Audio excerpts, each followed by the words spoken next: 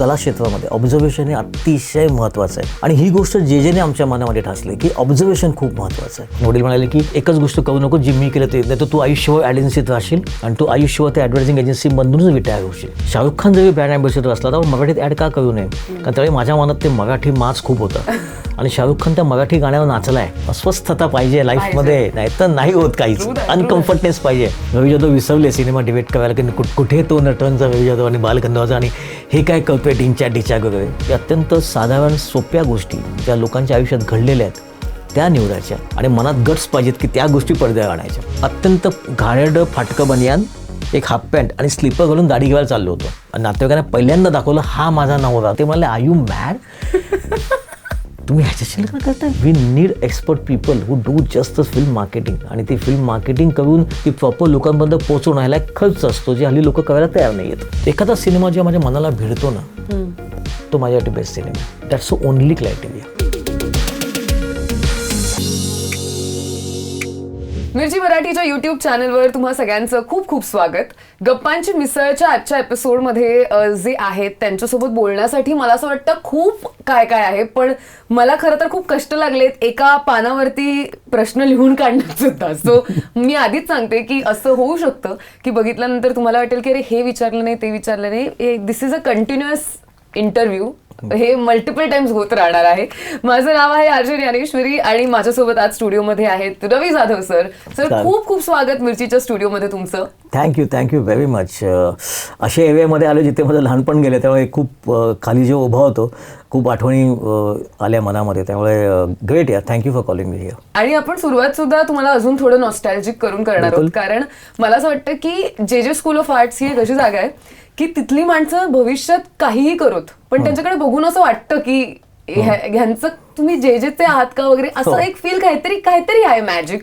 So मी जेव्हा महेश लिमाय आले त्यांना पण हाच प्रश्न विचारला होता की नक्की आहे काय असं जे मध्ये काय होतं, कारण आम्ही बाहेरून बघतोय एकदम असं ऐतिहासिक वास्तू असल्याचा फील येतो.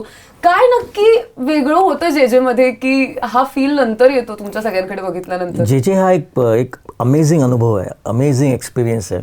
आणि जेची गंमत अशी आहे ना की जेव्हा जेमधनं सगळी मुलं बाहेर पडतात त्यावेळी असं प्रत्येकाला बॅचने ओळखतो आम्ही. हा 95 बॅचचा, हा 94 बॅचचा, महेश 94 बॅच, मी 95 बॅच.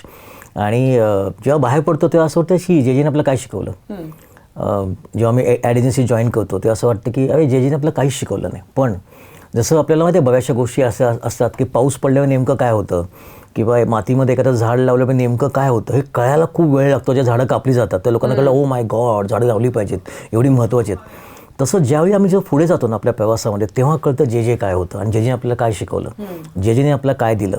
कारण जे अशी वास्तू आहे जी तुम्हाला सांगून देत नाही, ते तुम्हाला स्वतःला तिथे शिकावं लागतं, तुम्हाला स्वतःला तो अनुभव घ्यावा लागतो, वेगवेगळे एक्सपेरिमेंट करावे लागतात, वेगवेगळे असाइनमेंट करावे लागतात. आणि ज्यावेळी जेची 5 माणसं एकत्र भेटतात तेव्हा लगेच पहिला विषय जेचा निघतो.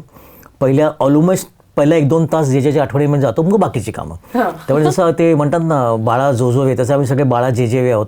त्यामुळे जे एक आई आहे असं म्हणायला हरकत नाही. लाईफ चेंजिंग म्हणजे मला वाटतं माझ्यासारख्या अनेक विद्यार्थ्यांचं आयुष्य जेने चेंज केलं आहे. आणि मला बरेचदा असं जेव्हा आपण यंग असतो आणि जेव्हा कॉलेजमध्ये बाहेर पडतो ना आणि जेव्हा आपण ॲक्च्युली एखाद्या ऑफिसला कामाला लागतो तेव्हा असं वाटतं काय शिकलो आपल्याला, काय शिकवलं नाही, या सर्वांनी आम्हाला काही शिकवलं नाही असं वाटतं ना. पण नंतर हळूहळू कळतं की आपण जे उभे आहोत तो अख्खा बेस जो अख्खा पाया आहे ना तो त्या कॉलेजने केला आणि त्या वास्तूने केल्या. त्यामुळे जेच्या आतमध्ये गेलेल्या अजून 2 प्रमुख मूर्ती आहेत. एक कमर्शियल आर्टला की आपल्या आर्टला गेल्यानंतर एक अशी व्हाईट कलरची मूर्ती आहे का बाईने हातामध्ये कलश घेतला आहे. आणि आपण फाईन आर्टला गेलो की ती अत्यंत फेमस जी मूर्ती आहे जी मंदिराकडे नावाची, अशी हातामध्ये 9 वारी घातलेली एक स्त्री.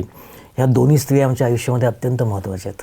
How lovely. पण जर तुमच्यातलं काय काही जे ॲट द मोमेंट सुद्धा की हे तेव्हापासून हे जेतून मिळालेलं आणि इट हॅज स्टेड सगळंच. म्हणजे मला विचारशील तर आता मी ज्या क्षेत्रामध्ये आहे म्हणजे आता मी सिनेमा प्रोड्यूस करतो किंवा डायरेक्ट करतो किंवा लिहितो, त्यातली सर्वात महत्त्वाची गोष्ट म्हणजे ऑब्झर्वेशन.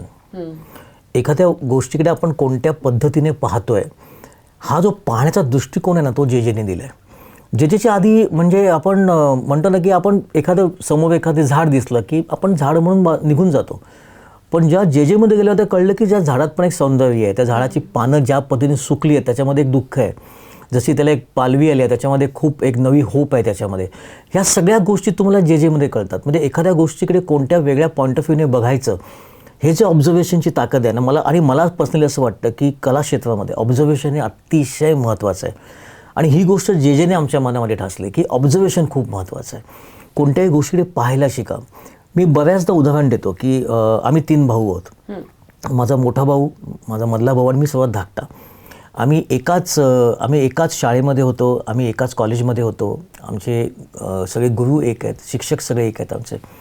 आमची शाळा एक आहे, आमच्या आजूबाजूचे नातेवाईक सेम आहेत, आम्ही जिथे जायचो हे सगळ्या गोष्टी सेम होत्या. पण बघ ना, एखाद्या गोष्टीकडे पाहण्याचा माझ्या मोठ्या भावाचा दृष्टिकोन वेगळा होता, माझ्या मधल्या भावाचा दृष्टिकोन वेगळा होता, माझा वेगळा होता. आणि माझा मोठा भाऊ आता रिक्षा चालवतो, माझा मधला भाऊ एका कंपनीत काम करतो आणि मी सिनेमा क्षेत्रामध्ये आलो. तिने कम्प्लिटली वेगळं. असं बघायचं होतं ना की एकाच वर्गातली 50 मुलं वेगळ्या क्षेत्रामध्ये जातात, शिकवणारे एकच असतात, पुस्तकं एकच असतात.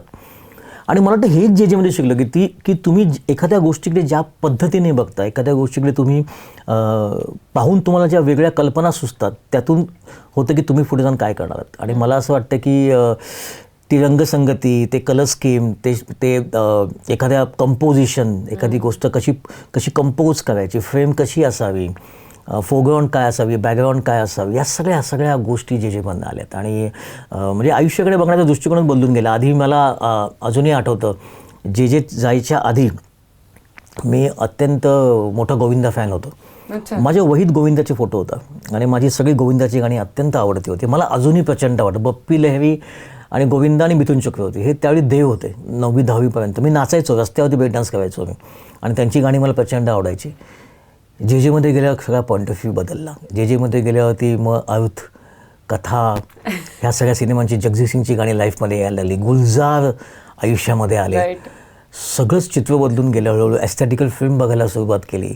चांगल्या फिल्म्स कोणत्या, उत्तम फिल्म कोणत्या, हे कळायला सुरुवात केली. आणि ह्या सगळ्या गोष्टी म्हणजे it was a really life changing experience. आणि आत्ताही ह्या मोमेंटला सुद्धा तालीसारखी वेबसिरीज असेल किंवा अटलसारखी, त्यातल्या प्रत्येक फिल्म जेव्हा मॉनिटर पाहत असतो, त्यातलं प्रत्येक फिल्मचं कंपोजिशन असेल किंवा त्या गोष्टीकडे बघण्याचा वेगळा दृष्टिकोन आहे, तो सगळा जेतनं आला आहे. पण सर, जे आणि हा वेगळा अनुभव जितकं एकत्र जातं, तितकं मी हे नोटीस केलंय की जे आणि मैत्री हे सुद्धा एक काहीतरी कॉम्बिनेशन आहे. म्हणजे सगळ्यांच्याच कॉलेजमध्ये मित्रमैत्रिणी असतात, पण जे मधली मैत्री एका वेगळ्या लेवलची असते. म्हणजे ती अशी असते की तुम्ही एकत्र जाऊन लँडस्केपिंग करताय, तुम्ही जाऊन फोटोग्राफी करताय, तुम्ही नंतर भेटताय, तरी तुमच्या त्या, जसं तुम्ही म्हणालात की एकत्र भेटल्यानंतर पहिला विषय जेचा होतो आणि मग सगळं होतं.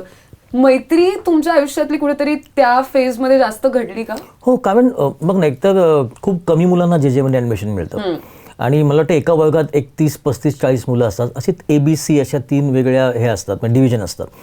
जेमतेम 100 मुलं आपण पकडूया, 100-150 मुलं, आणि ते 5 वर्ष, म्हणजे माझ्या वेळी 5 वर्ष होते. आता मी ऐकलं की 4 वर्षाचा कोर्स झालेला आहे.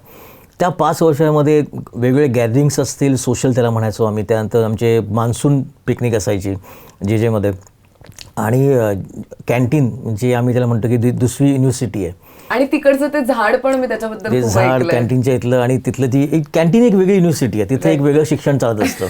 आणि बरीचशी अशी मोठी नावं आहेत आता इंडस्ट्रीमध्ये, ती मॅक्सिमम त्या कॅन्टीन युनिव्हर्सिटीमध्ये घडलेली बरीचशी नावं आहेत मोठी मोठी. नाना पाटेकर आहेत फॉर एक्झाम्पल. असे अनेक जण आहेत ज्यांना कॅन्टीनने घडवलेलं आहे. मी त्यातलाच आहे की आम्ही कॉलेज आणि कॅन्टीन, कॉलेज कॅन्टीन, म्हणजे कॉलेजमध्ये गेल्या मी डोंबिवलीतनं यायचो. आमची 7:35ची ट्रेन होती, ज्याच्यामध्ये मी, महेश आणि आमचे बाकी इतर मित्र आम्ही डोंबिवलीहून निघायचो आणि कॉलेजला यायचो. 8:30 पावणे 9ला कॉलेजला पोचायचं. 9 वाजताचं कॉलेज. आधी गेलेला मग चहा, कटिंग चहा व्यवस्थित व्हायचं, मग असाइनमेंट, मग दुपारीतली अमेझिंग मिसळ पावजी मी अजूनही विसरत नाही. आपल्या प्रोग्रामचं नावामध्ये सुद्धा मिसळ आहे त्यामुळे, आणि मिसळ हा माझा जगातला सर्वात आवडता पदार्थ आहे. त्यामुळे, आणि माय वाईफ नोज इट व्हेरी वेल की हा कुठेही जगात गेला. मी आता कॅनडात गेलो होतो, टोरंटोला. तिथे लालबागच्या 2 मुलांनी एक रेस्टॉरंट ओपन केलं आहे, मुंबईकर नावाचं, जिथे मला मिसळपाव मिळाली. मी हॅप्पी, म्हणजे मी खुश झालो. टोरंटोमध्ये डाऊन टाऊनला विचार करतो, म्हणजे वाव. म्हणजे माझा मुलगा म्हणत आपण जॅपनीज रेस्टॉरंटला जाऊया किंवा लेबनीज रेस्टॉरंटला जाऊया, अगं नाही. आणि बघता मला ते मुंबईकरच दिसलं. आणि ती मुलं म्हणाली आम्ही लालबागचे आहोत. म्हटलं वाव, चला. त्यामुळे मिसळ जगात कुठेही गेलो की खूप महत्त्वाचे. त्यामुळे जेचा जो ग्रुप बनतो ना, किंवा एक ते ग्रुप नाही म्हणणार, पण एक अशी आय डोंट नो, एक एक फॅमिली बनते ती. आणि म्हणजे बघ ना, आता मी आणि महेश आम्ही एकत्र 3 फिल्म एकत्र केल्या, नटरंग, बालगंधर्व, बालक पलक. त्यानंतर आता बालक पलक वी शॉट ॲट 2012. त्यानंतर आम्ही अजूनही एकत्र काम नाही केलं आहे. पण Mahesh doing fantastically well in his own career, I am doing good. आणि प्रत्येक सिनेमानंतर एक मला कॉल असतो, हे तू खूप छान केलंस पण इथे नाही वे, असे कॉल आमचे चालतात. आणि मला वाटतं खूप ट्रान्सपरंट कम्युनिकेशन असतं आमचं, की अरे हे खूप चुकलं तुझं, पण हे तू उत्तम केलंस, हे तुला जमलं नाही, हे मस्त झालं. त्यामुळे ती जी ट्रान्सपरंट ओपिनियन जे मिळतात ना, तो त्या टीमकडे मिळतात. आणि मोस्ट इम्पॉर्टंट थिंग म्हणजे जेव्हा जेची आम्ही स्टुडंट भेटतो, we talk only about art. हे सर्वात महत्त्वाचं. म्हणजे अजूनही जेव्हाही कधी भेटीगाठी होतात तेव्हा हा सिनेमा किंवा हे एखादं पेंटिंग, हे एखादं कॅम्पेन, ह्याच्याबद्दल बोललं जातं. आणि मला वाटतं मला नेहमी असं वाटतं, आपली जी कंपनी असते ती आपल्यालाच बनवते, आपली कंपनीच ठरवते की तुम्ही पुढे काय होणार आहे. जेव्हा तुम्ही अशा कंपनीमध्ये असता, जेव्हा सगळेच आर्टबद्दल बोलत आहेत, जेव्हा सगळे कलर स्कीमबद्दल बोलत आहेत, जेव्हा सगळे कंपोजिशनबद्दल बोलत आहेत, तेव्हा म्हटलं आपण स्वतः त्यातनं चांगले घडत असतो. त्यामुळे आय एम ब्लेस की हे सगळे आता माझे मित्र जेच्या बॅचचे, कोणी मोठे फॅशन फोटोग्राफर आहेत इंडियातले, कोणी मोठ्या मोठ्या एजन्सीमध्ये खूप मोठ्या पदावरती आहेत, काही ते ॲडव्हर्टायझिंग एजन्सीचे मालक आहेत जगात, म्हणजे वेगळ्या ठिकाणी दे ओन ॲड एजन्सी, असा सगळा ग्रुप आहे. आणि मी सिनेमामध्ये आलो आहे. आणि त्यांच्यामध्ये ॲडव्हर्टायझिंग इज ग्रेट, त्याच्यावर जास्त क्राफ्टिंग असं, सिनेमा इज ओके, पण I am still surviving with them. त्यांचे अजूनही ओपिनियन्स आहेत. क्लिअर आहे की सिनेमा ठीक आहे, ऍड, कारण ट्रान्सपरंट कम्युनिकेशन हेही सांगितलं जातं.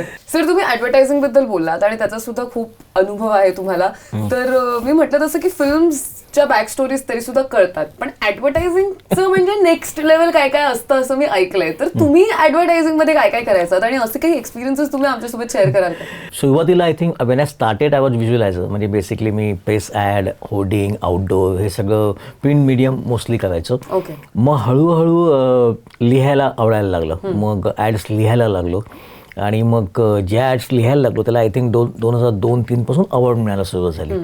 तर जेव्हा ॲड लिहायला लागलो तेव्हा मग त्याच्या शूटिंगला जायला लागलो की ॲज अ रायटर. आणि माझी भाषा थोडीशी इंग्लिश होती.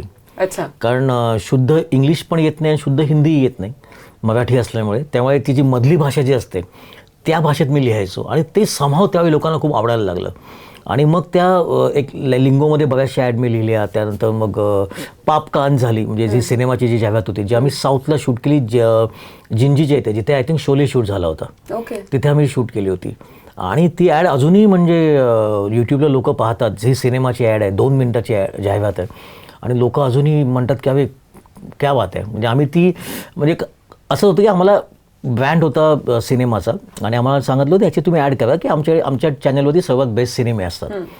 तर मी म्हटलं, विचार केला की आपण मग सिनेमाच करूया, कारण चॅनलचं सिनेमाच आहे ना, तर आपण एक सिनेमा करूया जो 2 मिनिटाचा सिनेमा असेल, ज्याला सिनेमासारखी बिगिनिंग असेल, एक मिडल पार्ट असेल, एक थोडं म्युझिक असेल, डान्स असेल आणि याला एंड पण असेल, क्लायमॅक्स असेल. असा थॉट मनात येऊन ती जाहिरात मी लिहिली होती. आणि तिला मला बेस्ट ॲडचा त्यावर्षीचा अवॉर्ड मिळाला. आणि तिथे जो कॉन्फिडन्स बूस्ट झाला होता ना, कारण मी माझा पहिला लाईफमधला सिनेमा तो केला होता 2004ला, 2 मिनिटाचा, ॲज अ 2 मिनिटाचा सिनेमा होता. आणि मग तिथून समहाव कुठेतरी ते सिनेमाचं किडे मनामध्ये यायला लागले. ॲडचं बेसिकली असं असतं ना की तुम्हाला असं वाटतं की 30 सेकंडची ॲड असते, पण त्याला 1 दिवस पण कमी पडतो. कारण त्याचं जे क्राफ्टिंग असतं ना, मी अक्षरशः 2-2 सेकंडचा प्रत्येक शॉट आपण कसा घेऊ. मला आठवते शाहरुख खानवर मी ॲड केली होती, सनफिस्ट मावीची ॲड केली होती. आणि आमची PPM होते, खूप तयारी होते वेगळं. म्हणजे सनफिस्ट मावीचा जो ब्रँड कलर आहे, त्याचे कॉस्ट्यूम बिश्यूम सगळे निवडले गेले. त्याची कोरिओग्राफी फराह खान करणार होती, त्याचं म्युझिक विशाल शेखरने केलं होतं. आणि सनफिस्ट मावी जी पुण्यामध्ये मावी बिस्किट खूप खाल्लं जातं चहासोबत. तर असं होतं मनामध्ये की तुम्ही हिंदी ॲड करा आणि शाहरुख खान ब्रँड ॲम्बॅसिडर व्हायचं. तर मनामध्ये असेल की अरे आपण ॲड करतोय पुण्यासाठी, पुणा मार्केटसाठी किंवा महाराष्ट्र मार्केटसाठी. शाहरुख खान जरी ब्रँड ॲम्बॅसिडर असला तर मराठीत ॲड का करू नये, कारण त्यावेळी माझ्या मनात ते मराठी माज खूप होता.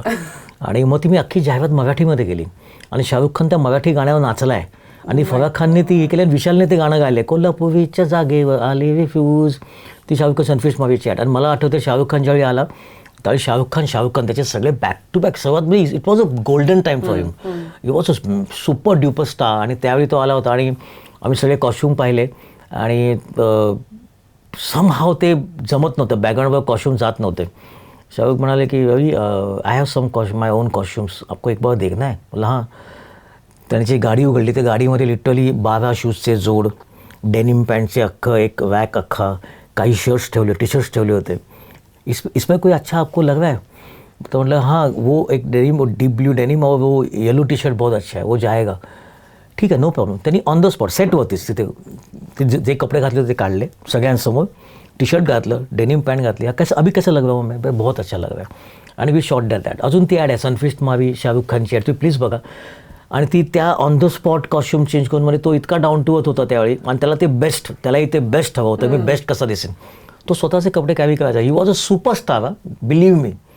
म्हणजे मला तो नंतर अनुभव आलाच नाही की स्टार स्वतःचे कपडे घेऊन येतात की सम हाव त्यांची कलर स्कीम मॅच नाही झाली किंवा डिटेल आवडली नाही तर माझे स्वतःचे काही ऑप्शन्स असावेत जे मला चांगले फिट बसतात. आणि असे किस्से अनेक आहेत. त्यामुळे हा मला स्पेशली आठवतो आहे, कारण त्यावेळी माझ्या मनातही नव्हतं की आयुष्यात कधी मी सिनेमा करीन, किंवा माझ्या मनातही नव्हतं की शाहरुख खान मी लिहिलेल्या एका गाण्याचा एक व्हिडिओ सावली म्हणून होईल, त्यात शाहरुख खानला ते गाणं आवडेल आणि तो म्हणेल की अरे ह्या मला गाण्याचा मला भाग व्हायचं आहे. आणि म्हणून शाहरुख खानचा हाच फ्रॅक्चर होता. तो त्याच्या घरी मन्नतमध्ये गेलो मी, आणि मी आणि माझ्यावर एक कॅमेरामॅन होता, आणि मी तो एक शेर त्याच्या आवाजात शूट केला. माहिती नव्हतं की आयुष्यात कधी मी फिल्म करीन, पण असे काही किस्से किंवा पापकान करताना माहीत नव्हतं की आयुष्यात कधी मी स्वतः सिनेमा करीन. कारण 2005-6 पर्यंत स्वप्नातही नव्हतं की सिनेमा ह्या फील्डकडे यावं. ॲडमध्ये खूप चांगलं चालू होतं आणि ॲड्समध्ये त्यावेळी खूपच अवॉर्ड्स मिळायचं, आणि असे खूप किस्से आहेत. पण सर जे मध्ये तुम्ही कोणत्या स्ट्रीमला होतात? मी अप्लाइड आर्ट. राईट. तिकडून मग कॉपी रायटिंग, तिथून पहिलं ग्राफिक डिझाईन, म्हणजे आपण लोगो डिझाईन करतो, होर्डिंग करतो, प्रेस ॲडव्हर्टायझिंग करतो, ते करता करता एकदा असं झालं की एक जाहिरात लिहायची होती. 2-3 महिने स्ट्रगल चालू होता सगळ्यांचा. मी म्हटलं मी लिहू का, म्हणजे ट्राय करा. अमूलची जाहिरात होती ती, ट्राय करा. तर मी लिहिली माझ्या भाषेमध्ये काहीतरी इंग्लिश उलटं सुलटं. त्यांना प्रचंड आवडली आणि ती नंतर ॲड रिलीज झाली. त्यानंतर मी अमूलच्या बऱ्याच जाहिराती लिहिल्या. नेव्हलॅक पेंट असेल, टाटा इंडिकॉम असेल, टाटा इंडिका असेल, कॅन्डीमॅन, किंवा आपले मिंटो फ्रेश, मैंने को करना इम्प्रेस तो खाओ मिंटो फ्रेश. जाहिराती खूप केल्या, म्हणजे मला आता आठवत नाही तितक्या जाहिराती केल्यात मी. आणि अजूनही म्हणजे जेव्हा खूप चांगलं एखादं ऑपॉर्च्युनिटी असेल तेव्हा एजन्सीज सांगतात की तू लिहिशील का किंवा डायरेक्ट करशील का, तर मला आवडतं अजूनही. दिस इज क्रेझी. म्हणजे हे जसं ट्रान्झिशन होतंय एका मीडियममधून दुसरं मीडियम, दुसऱ्या मीडियममधून तिसरं मीडियम.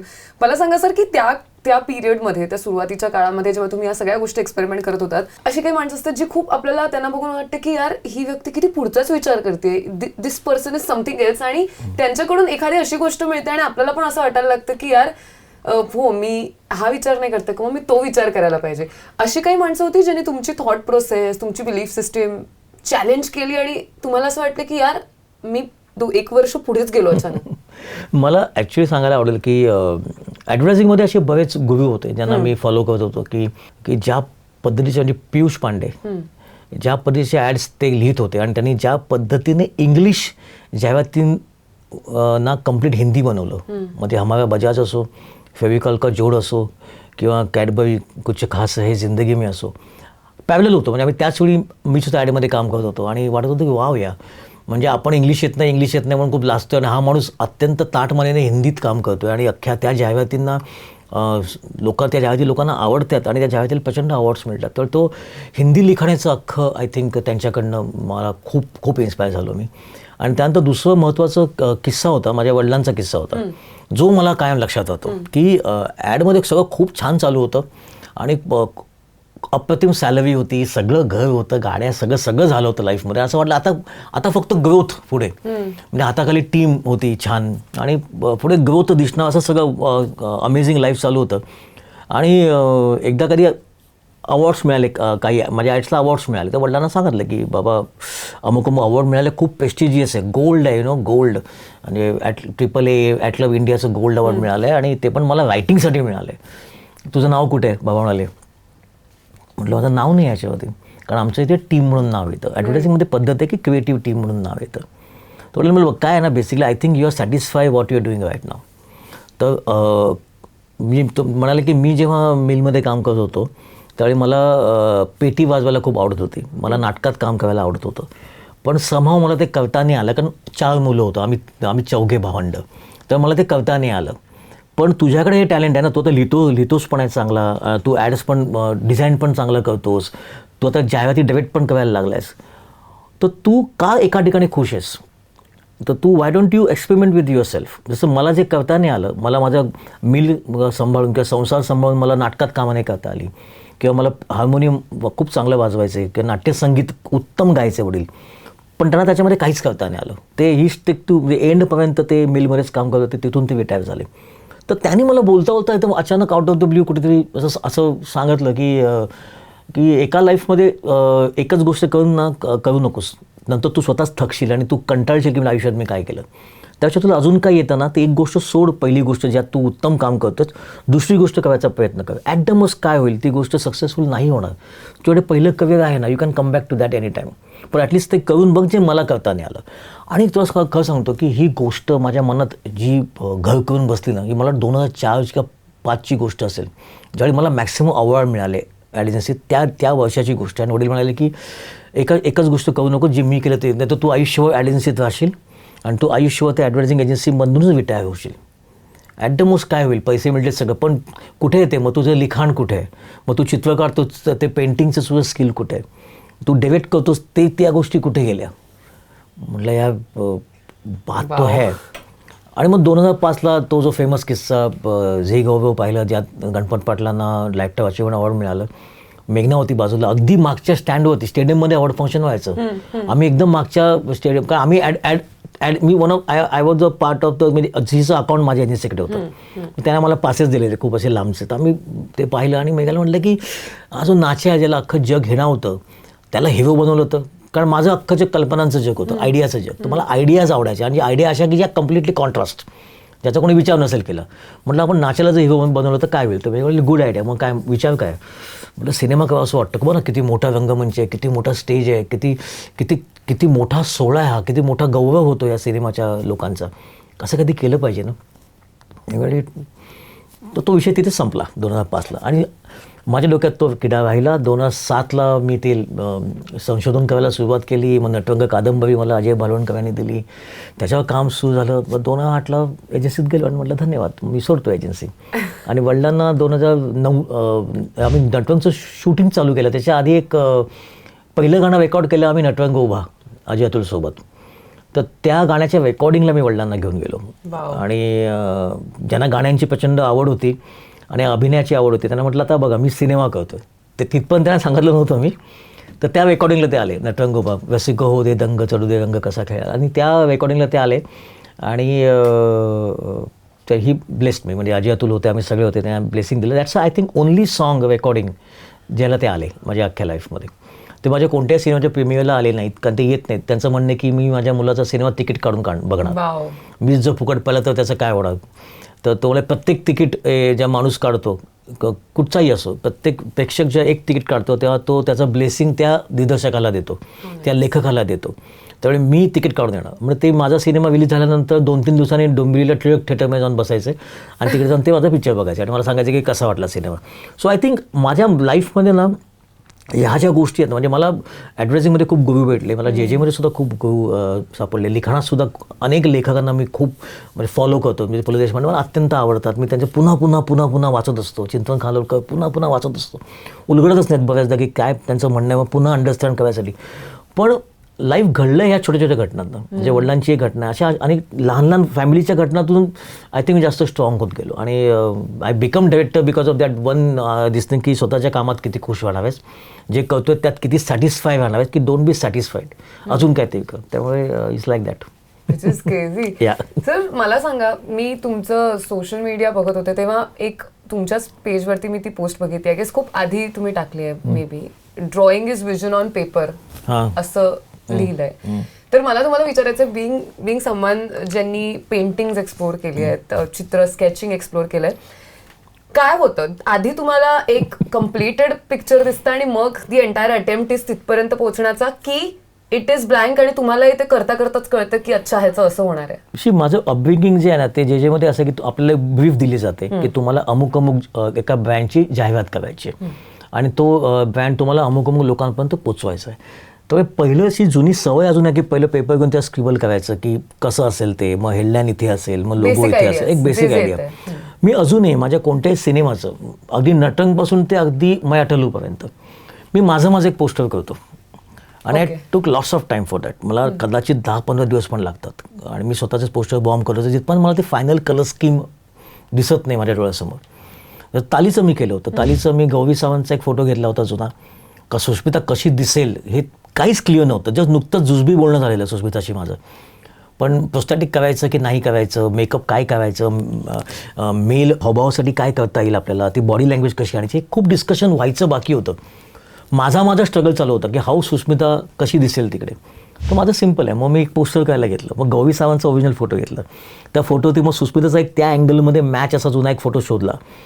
तो तिथे लावायचा प्रयत्न केला. हळूहळू कळालं तिचं बोन स्ट्रक्चर खूप स्ट्रॉंग आहे सुष्मिताचं. इथले जे जॉल आहे ना तिची सॉलिड स्ट्रॉंग आहे तिची. आणि मग कळालं की मग हिला प्रोस्थेटिक्सची गरज नाही आहे. मग तिचा आवाज ऐकायचा प्रयत्न केला. पोस्टर जेव्हा करतो तर तिचे काही सिनेमाचे डायलॉग बिला ऐकायचे असतात. मग आवाज तिचा खूप हेवी होता, छान. म्हणजे तिला आवाज पण मॉडेल करायची गरज नाही आहे. मग सुष्मिताला जाऊन भेटलो आणि म्हटलं सुष्मिता आपण काहीच प्रोस्थेटिक करायचं नाही. ती इतकी खुश झाली कारण प्रोस्थेटिक करणं म्हणजे एक त्रास असतो. तुला आर यू शुअर? म्हटलं नाही मी प्रचंड शुअर आहे कारण हे बघ मी काय केलं. तुला मी ते पोस्टर दाखवलं. आणि त्यावेळी नाव होतं गौराई का काही नाव होतं त्यावेळी आमच्या वेबसाईटचं. ते एक लोगो बिगो आपण मी तो हे केलं होतं एक अम्मा त्यावेळी अम्मा नाव होतं वेबसिरीजचं सुरुवातीला. असंच एक टेंटेटिव्ह नाव होतं ते. तिने बघितलं ती शॉक, ये मैं हूँ. मतलब ये आप ही मैंने ट्रस्ट में मैंने कुछ भी नहीं किया. खाली लाल बिंदी लगाई है, खाली बाल भी लोग ओरिजिनल गौरी सावंत के, साड़ी ओरिजिनल गौरी सावंत के, बट फेस आपका एज इट इज़, उसमें कुछ नहीं किया मैंने. शेवटी I am convince I will not going to prosthetics. तर मला ना हे नटरंग तर मी सुरुवातीला एक पोस्टर घेऊनच डॉक्टर यादवांकडे गेलो होतो. पोस्टर त्याचं DVD कवर कसं असेल पोस्टर त्याचं. तर आयडिया अशी होती प्रत्येक DVD कवरला घुंगरू वगैरे बांधायचं. अशी त्यावेळी खूप क्रेझी आयडिया मनामध्ये होत्या त्यावेळी. आणि मग नटराजाची वेगळी रूपं आणि सगळं असं बरंच काय काय करून मी डॉक्टर यादवांकडे गेलो होतो. कारण असं ऐकलं होतं की ते लवकर राईट्स देणार नाहीत नटरंगचं. आणि ते खूप आग्रही आहेत की नटरंग गुणा कागलकर कसा असावा. नटरंग का त्यांची स्वतःची अत्यंत आवडती कादंबरी. त्यामुळे मी पण मग खूप प्रिपरेशन केलं आणि फुल पोस्टर सगळं वेळ लागला खूप. तर करून सगळं घेऊन गेलो होतं कसं दिसेल तर नैना कागलकर कशी हे असेल, गुणा कागलकर कसा दिसेल वगैरे. आणि वेन सॉ ही वॉज कन्व्हिन्स्ड. म्हणलं की अरे असं दिसेल म्हणजे एवढं मोठं दिसेल, दैदीप्यमान दिसेल. म्हटलं हो, म्हटलं बजेट कमी आहे सिनेमाचा पण I try my level best that it will look grand. आणि तो तसंच झालं अल्टिमेटली की त्यावेळी जे सिनेमे आले होते तर Natrang was looking very grand. आणि तो तसंच त्या पोस्टरमुळे ना एक फील येतं का त्या पोस्टरमुळे माझं मूळ पिंड तो आहे ना बेसिकली. तर ते केल्यामुळे ना मला क्लेविटी सगळं मित्र असेल किंवा मग टाइमपास असेल. टाइमपास मी सुरुवातीमध्ये ना प्राजक्ताचं फुल आणि दगड केला होता. तो मी टाइमपास फिल्म लिहायच्या आधीचं आहे ते. एक प्राजक्ताचं नाजूक फुल आणि इथे दगड, ह्या दोघांचं काय होणार असा एक खूप आधी केलेलं असा एक थॉट होता. आणि म्हटलं हा किती कॉन्ट्रास्ट आहे ना, काळा काळा दगड असा राखट आणि हा एक ब्युटिफुल प्राजक्ताचं फुल. मग म्हटलं काय याच्यामध्ये कॉन्फिडंट असू शकतो. ते पोस्टर समोर लावून ठेवायचं, त्याच्यातनं सीन सुचायचे. हां मग असं होईल. तर ते खूप आवडतं करायला. आणि बालक पलक पण म्हणजे बालक पलक ते बुरा मत देखो, बुरा मत कहो, बुरा मत बोलो, हे जे 3 माकडांचं जे हे होतं ते मी खूप आधी केले होते की 3 लहान मुलं असं करतात असं आणि असं. आणि त्याचं पोस्टर मी ठेवलं होतं की हां म्हणजे बुरा मत देखो म्हणजे काय काय बघू नये असं जे आपण म्हणतो ते मुलं नक्की बघतात.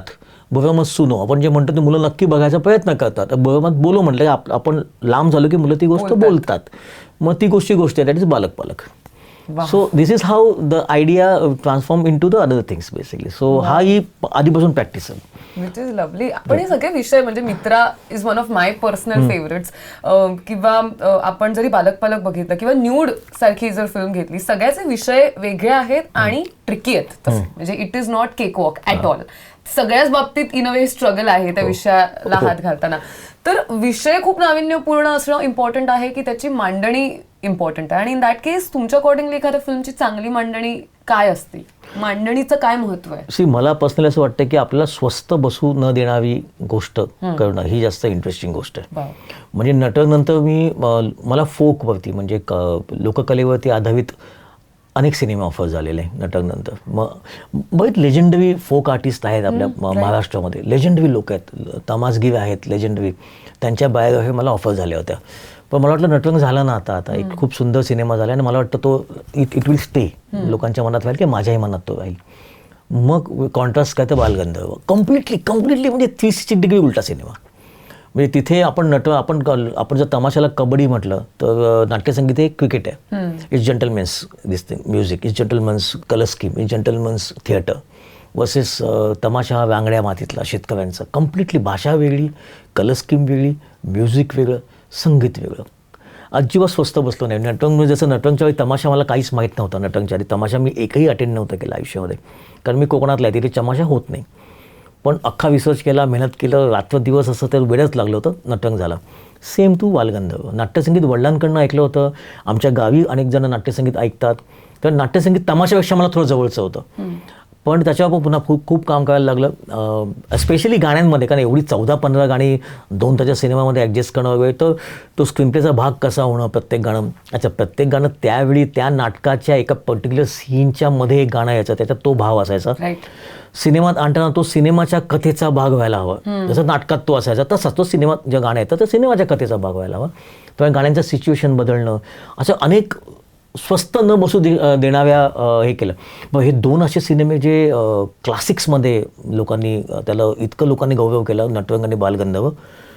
कट्टू बालक पालक जो सेक्स एज्युकेशनवरती आहे, अत्यंत घवी होणारे पडद्याआड होणाऱ्या जोक्सवरती असलेला रिस्क होती.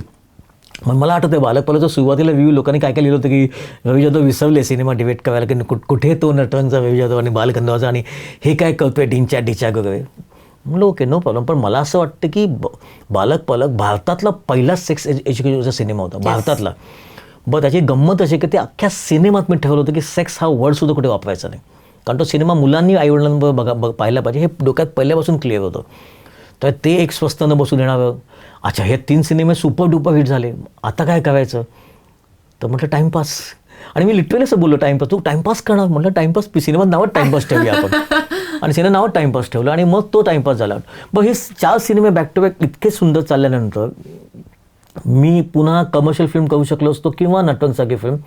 मी वेगळे नावाची फिल्म प्रोड्यूस केली, अभिजित पानसेने डिरेक्ट केली, कारण सिनेमा अत्यंत आवडला. अगेन रिस्क, की आता सिनेमा डायरेक्टर म्हणून ओके, पण प्रोड्यूस करायचा सिनेमा, तो मार्केट करा, लोकांपर्यंत पोचवायचा, आणि मग कॉफी आणि बरेच काही. आणि मग मी टाइमपास 2 केला. तेव्हा टाइमपास 2 करताना सुद्धा असं होतं की मी पहिल्यातलं काहीच घेतलं नाही, कम्प्लिटली न्यू. म्हणजे खूप इझी होतं तर टाइमपासची कास्ट रिपीट करून पुन्हा तोच धागा पुढे घेणं, पण पुन्हा तेच ना, मग स्वस्त बसायला असं मग चिल झालो असतो मी. अरे इझी आहे, कम्फर्ट झोन आला. पण नाही, म्हणजे एवढं ॲडव्हर्टायझिंग सोडून या फील्डमध्ये आलो आहे, तो बेसिकली स्वस्त न बसण्यासाठी आलो ना, काहीतरी चॅलेंजिंग पाहिजे. चालो न चालो किंवा लोकांना आवडो न आवडो हे नंतर येतं. पहिलं स्वतःला ह्यात मजा येते की नाही, ह्यात स्वतःला चॅलेंज आहे की नाही, स्वतःला काही अभ्यास करता येतो की नाही, स्वतःला काही शिकायला मिळेल की नाही, याच्यावर हा मूळ मुद्दा असतो. आणि विचार कर, टाइमपास 2 नंतर डायरेक्ट निवड, म्हणजे पुन्हा मी बॅक टू बॅक पुन्हा टाइमपास 1 टाइमपास 2 दोन्ही सिनेमे धोधो चालले. म्हणजे मी जर कमर्शियलची वाट घेऊ शकलो असतो तर मी त्याचवेळी कमर्शियल सिनेमामध्ये अजून काही एक्सपेरिमेंट केले असते. पण त्याला असं वाटलं नाही, now it's a good time to do what I wanted to do from long time, which is new. की माझ्या कॉलेजमध्ये अशा काही लोक काम करतात जगण्यासाठी, जे न्यूड मॉडेलिंग आहे, त्यांच्यासाठी आपण काहीतरी करूया. तो सिनेमा केला. त्यामुळे मला असं वाटतं की कोणताही सिनेमा किंवा कोणती कथा निवडण्याच्या मागे माझा उद्दिष्ट असतो की मला स्वस्त बसू न देणारी कथा निवडायची. हा क्रायटेरिया की भीती वाटली पाहिजे सुरुवातीला. जसं तालीच्या वेळी खूप भीती वाटली, की म्हटलं अरे बाप रे, सुष्मिता सेन आणि Gauri Sawant, oh my God. आणि मिनी वेब सिरीज 30 मिनिटची, 1 मिनिटचा एक एपिसोड, कसं होईल. स्ट्रेस लेवल खूप होती. पण कारण शूटिंग डेज कमी होते, बजेट त्याचं खूप जास्त नव्हतं, त्यात कसं सुष्मिता सेनला प्रोजेक्ट करता येईल. मग त्याच्यामध्ये गौरी सावंतचं मराठी पण कसं जपता येईल अख्ख्या through out the web series, त्याच्या गाण्यांमधून, त्याच्या भाषेमधून, ट्रान्सजेंडर कलाकारांबरोबर कसं काम करता येईल, या सगळ्या गोष्टीचं स्ट्रेस होतं.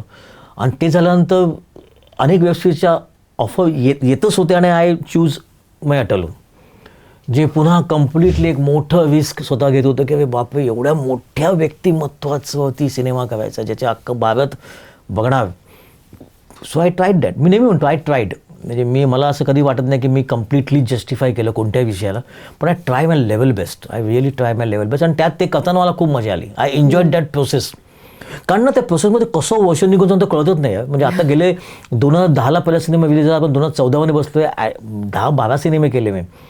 मी काम केलेल्या सिनेमांना आतापर्यंत 8 अवॉर्ड नॅशनल अवॉर्ड मिळालेत, जे खूप कमी लोकांना माहिती आहे. Which is big, this number is very big. म्हणजे मला नटरंग 1, बालगंधर्व 3, त्यानंतर तुझं मित्रा रेखा जो मी प्रोड्यूस केला, ज्यात मी काम केलं, कच्चा लिमूला नॅशनल अवॉर्ड, तर सगळे 7-8 नॅशनल अवॉर्ड तर मिळाले. आणि असं वाटतं वाव. मग असं खूप जेव्हा असं वाटतं ना, खूप जास्त नॅशनल अवॉर्ड आणि ॲस्थेटिक फिल्म चाललं, तेव्हा मी कमर्शियल सिनेमा करतो. आणि जेव्हा असं कमर्शियल सिनेमा खूप सुपर होतो, तेव्हा मी असं कधी वेगळा सिनेमा करतो. पण मेन क्रायटेरिया आहे की ते असं बेचैन करायला पाहिजे विषय, तेव्हा मजा येते. म्हणजे तुम्ही स्वतःला कम्फर्टेबल होऊ देत नाही इन अ वे, सारखं बदलून वेगळं एका जॉनरमध्ये शब्द व्हायचंच नाही. म्हणजे एका जॉनर का होतो, तोच-तोचपणा येतो. आणि जेव्हा माझं तर एक अत्यंत आवडतं वाक्य आहे, जेव्हा आपण आपल्या स्वतःच्याच गोष्टी कॉपी करायला लागतो, तर समजायचं की हे आपण क्षेत्र सोडावं, दुसऱ्या क्षेत्रात जावं. आणि असं बऱ्याचदा होतं, आपण बघतो ना, आपण स्वतःच्याच गोष्टी हळूहळू कॉपी करायला लागतो. आपलं एक रुटीन बनतो की आपण आता हेच आपलं हे, आपण या आच्छादित हे करूया, हा कलर माझ्या मस्त वाटतो, हा झोन माझ्या लोकांना आवडतं, आपण ते करूया. हे आपण पुन्हा पुन्हा आपल्या स्वतःलाच रिपीट करत असतो. So true. माझे उत्तम कलाकारांवर मी काम केलं ना, जे सुस्मिता सगळं मी नाव घेईन सुस्मिताचं, तिचं एक खूप सुंदर वाक्य आहे, रवीश सर मेरा मेक श्योर कि मेरा पहला टेक आप सबसे बेस्ट शूट करें. आपको लगता है कि क्लोज और मिड ये आपके मेन लेंसेस है, मेक श्योर कि वही सबसे पहले शूट हो जाए, बिकॉज मेरा पहला टेक सबसे बेस्ट और सबसे नेचुरल टेक होता है. उसके बाद में मैं अपने आप को कॉपी करना शुरू कर देती हूँ. आता विचार करा, हा पहिला टेक जर बेस्ट येण्यासाठी किती अभ्यास तिने स्वतः केला असेल. आणि पहिला टेकच असा असतो ना की जर तुम्हाला माहीत नसेल की तुम्ही काय करणार आहात, समोर काय रिॲक्शन येणार आहे, ज्या प्रत्येक रिॲक्शन हे खूप नॅचरल असतं. आणि तालीमधले आय थिंक 95% टेक्स हे पहिले टेक आहे सुस्मिताचं. आता मला वाटतं आपल्या लाईफनं आपलं तेच आहे ना, आपला पहिला टेकच बेस्ट पाहिजे, पण आपण नंतर स्वतः कॉपी करायला लागलो ना की असं वाटतं की बस करायचं, मग काही वेगळं करायला सुरुवात करायची. त्यामुळे आय थिंक तो एक लाईफमध्ये अजूनही तेच करत असतो. सध्या पण तेच चालू आहे. सध्या मी माझं घर बांधतोय अलिबागला. मी तू बिलीव्ह नाही करणार, पण आफ्टर अटल प्रचंड आणि स्पेशली ताली which is like multi-million views world wide, आणि प्रचंड कौतुक, प्रचंड अवॉर्ड्स मिळतात, अजूनही त्याला एवढे अवॉर्ड मिळतात वर्ल्ड वाईड. अटल नंतर मी माझ्या घरी अलिबागला मी माझं एक नागावला घर बांधतोय.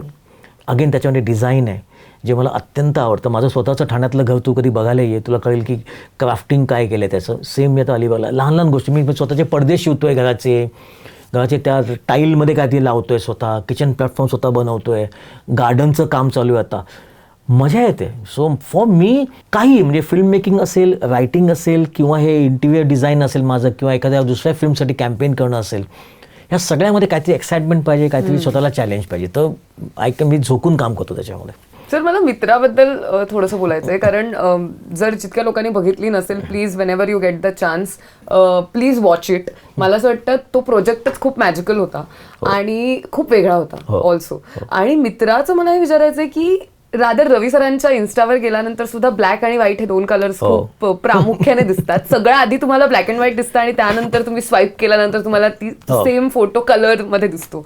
तर मित्राचं ब्लॅक अँड व्हाईट आणि इन जनरल तुमचं ब्लॅक अँड व्हाईट सोबतचं काय ऑब्सेशन आहे? तुला माझं सांगतो पहिल्या आणि मग मित्राचं सांगतो. माझं खूप जुनं आहे.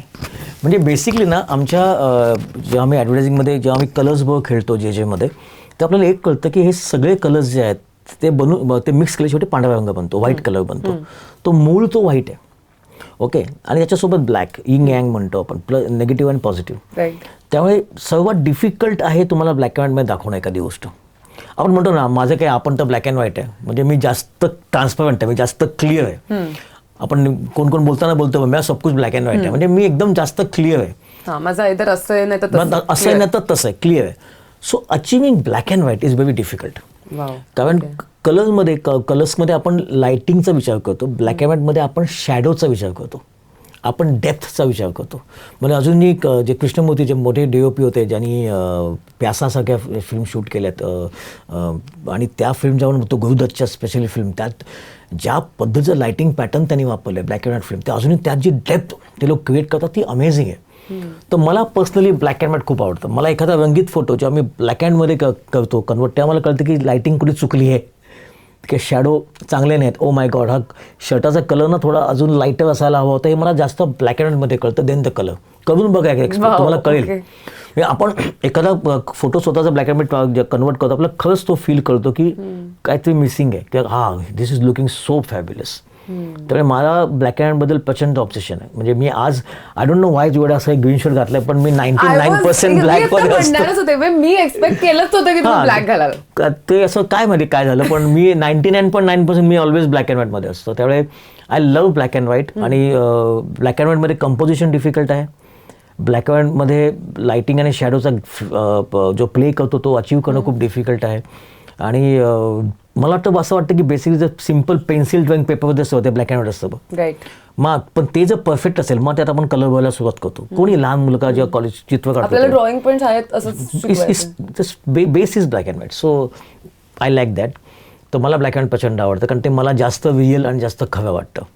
बरेचसे ॲनिमल ब्लॅक अँड व्हाईट बघतात, त्याला रंग दिसत नाही. काही ॲनिमलला 3 रंग दिसतात, काही ॲनिमलला काय, पण बरेचसे ॲनिमलला सुद्धा ब्लॅक अँड व्हाईट दिसतं असं मी ऐकलं आहे. आय एम नॉट शुअर की हो की नाही. मित्रामध्ये असं होतं की मित्राचा जो पिरियड होता तो 1945च्या आजूबाजूचा पिरियड होता. त्यावेळी सदाशिव पेठ सारख्या अत्यंत एका ऑर्थोडॉक्स कम्युनिटीमध्ये एक मुलगी आहे जिला कळतं की आपल्या भावना वेगळ्या आहेत. आणि आता विचार कर, अजूनही लोक ओपन अप झाली नाही आहे त्या विषयाबद्दल. तर त्यावेळी काय असेल, 1945ला काय असेल. म्हणून मग ती एक लाईन होती की भला उदासी का रंग क्या है, की उदासीत या कोणता रंग आहे मला आठवण नाही. हां, त्यामुळे त्या उदासीत रंग कोणता आहे ते रंगाचा एक शोध चालू आहे. आणि म्हणून मला सगळं ते ब्लॅक अँड व्हाईट दिसायला लागलं होतं त्याच्यामध्ये की तिच्याकडे रंगच नाही आहे. ती त्या रंगाचा शोध घेते शेवटपर्यंत. असं वाटलं होतं एंडला तो कुठेतरी पॉझिटिव्हिटी आली की तो रंग दिसेल, पण ती पॉझिटिव्हिटी एंडपर्यंत येत नाही. कारण तो मित्र त्याला विचारतो की तू काय करणार आता, ते म्हणते मी जाणार अहमदाबादला, सुमी अहमदाबादला आहे. तर अजून तिचा त्या रंगाचा शोध चालू आहे. त्यामुळे शेवटपर्यंत तो ब्लॅक अँड व्हाईटच ठेवला होता. त्यामुळे उदासीत या कोणता रंग आहे त्या रंगाचा म्हणजे शोध ती घेत असते. म्हणून तो अख्खा चित्रपट हा ब्लॅक अँड व्हाईट होता. म्हणजे माझा बायोस्कोप नावाची एक फिल्म आहे जी आम्ही 4 मित्रांनी केली होती. त्यातला मित्र एक छोटासा भाग होता. तो अख्खा ब्लॅक अँड व्हाईटचा मेन कारण ते होतं. आणि not only black and white, त्याचं फ्रेमिंग पण ज्या जुन्या काळातलं जे स्क्वेअरिश असतं 185 त्याच्यामध्ये केलं होतं. त्यामुळे it was nice difficult process to achieve. कारण आता सगळे कॅमेरा डिजिटल ते येतात, ते नॉर्मली सिनेमास्कोप किंवा आडवे असतात, त्याला ते अख्खं तुम्हाला तो ब्लॅक कपडा लावून किंवा ब्लॅक पेपर लावून तुम्हाला शूट करायला लागतं. तर तसं ते शूट केलं होतं. त्यामुळे आय थिंक न्यूडसुद्धा त्याच फॉर्मॅटमध्ये केली होती 185 मध्ये. रोहित प्रधान द साऊंड डिझायनर, त्याच्याशी मी बोलत होते आणि तो मित्राचा किस्सा सांगत होता की कसं त्या काळचं ते अचीव्ह करण्यासाठी साऊंड वॉइस सुद्धा, कारण इतक्या गाड्या नव्हत्या, इतकं ट्रॅफिक नव्हतं.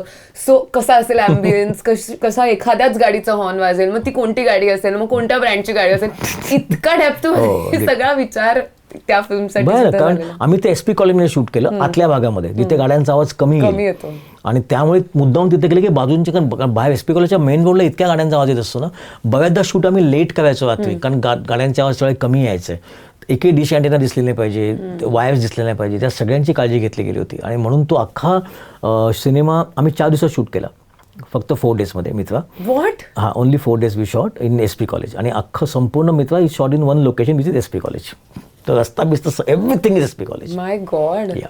पण अजिबात बघताना असं वाटणार नाही की 4 दिवसात शूट केलंय, कारण बघताना तो म्हणजे as an experience is also it is heavy.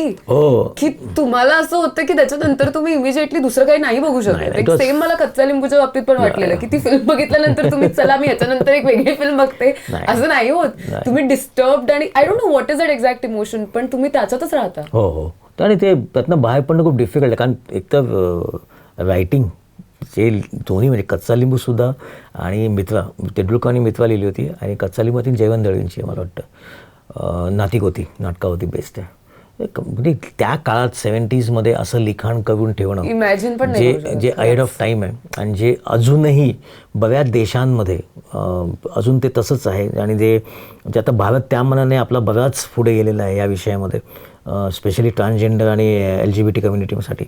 पण अजून बऱ्याच देशामध्ये हेच आहे. पण ते बाहेर म्हणजे नातिगोती नाटक मी पाहिलं नव्हतं कधी.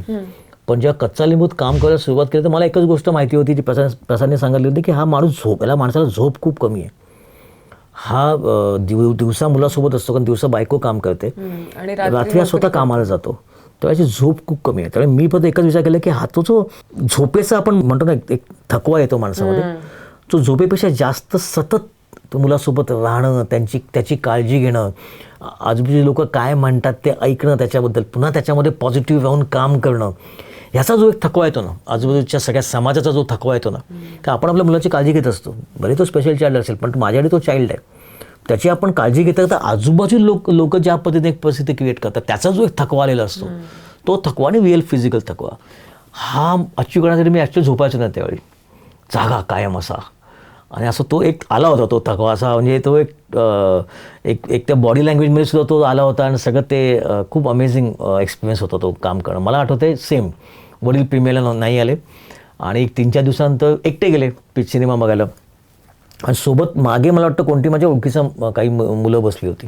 तर त्यांनी सांगितलेला किस्सा आहे की बेसिकली वडील बसले होते पुढे कच्चा लिंबू बघत आणि असं एक सीन आहे त्याच्यामध्ये तू जातो सुसाईड करायला लाईक दॅट तू एका ट्रॅकवर चालत जातोस आणि समोर ट्रेन येत असते तर बाबा एकदम थिएटरमध्ये जोरात ओढून ए रवी म्हणून हाक म्हणून एकदम किंचाळलं एकदम तर ते म्हणाले की आम्ही सगळे एकदम शॉक झालो त्या डोळ्यात त्यांच्या पाणी होतं आणि म्हटलं त्यांना सांगतोय माझ्या सिनेमा येत नाहीत ना कधी एकटे सिनेमा बघतात ना त्यामुळे त्यांचा तो अनुभव खूप वेगळा असतो.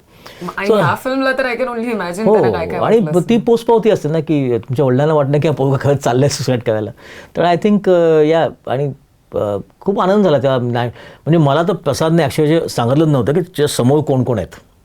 मला प्रसाद म्हणाला होता की ती एक सिनेमा आहे ज्याच्यात तू माझ्यासाठी ॲक्टिंग करशील का. आम्ही अंधवीला मला कुठे ते भेटला होता प्रसाद आणि त्याचा EP. म्हटलं आनंदाने कवीत म्हटलं तू माझ्या डिबेट करून घेशील ना व्यवस्थित आम्ही मी करून घेईन पण तू करशील ना काम ठीक आहे एवढीच चर्चा. तो म्हटलं ठीक आहे करतो. मग हळूच एक वाचन होतं कठीण पेपर हां मग कठीण एक वाचन आपण एक वाचन करूया एकत्र. म्हटलं ओके वाचन करूया. वाचन तर सोनाली कुलकर्णी. म्हटलं अरे बाप डस्कीत बसले का सोनाली कुलकर्णीचं काम म्हणजे amazing she is a fantastic actors. ते कळलं त्यावेळी सचिन नेमका नव्हता.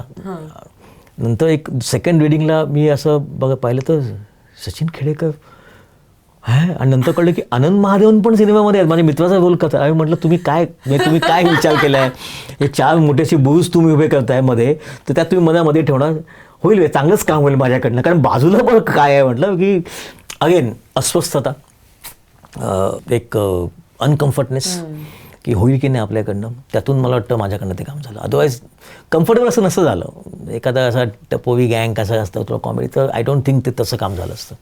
तर सेम पुन्हा चॅलेंजिंग स्वतःला चॅलेंज करणं आणि काम करणं अस्वस्थता पाहिजे लाईफमध्ये नाही तर नाही होत काहीच. अनकम्फर्टनेस पाहिजे भीती पाहिजे मनामध्ये की होईल की नाही. अजूनही भीती वाटते अजूनही म्हणजे लोक म्हणतात तुम्ही आता मी सध्या ज्येष्ठ दिग्दर्शकांमध्ये वगैरे गेलं बघा कसं लोक आम्ही म्हणजे ज्येष्ठ अजून कनिष्ठ पण नाही झालो आहे अजून ते क्राफ्टिंग सापडलं नाही आहे अजून ते सब्जेक्ट्स असे अनेक सब्जेक्ट आहेत ते अजून करू की नको मनात भीती वाटते आणि त्यामुळे it's a never ending process.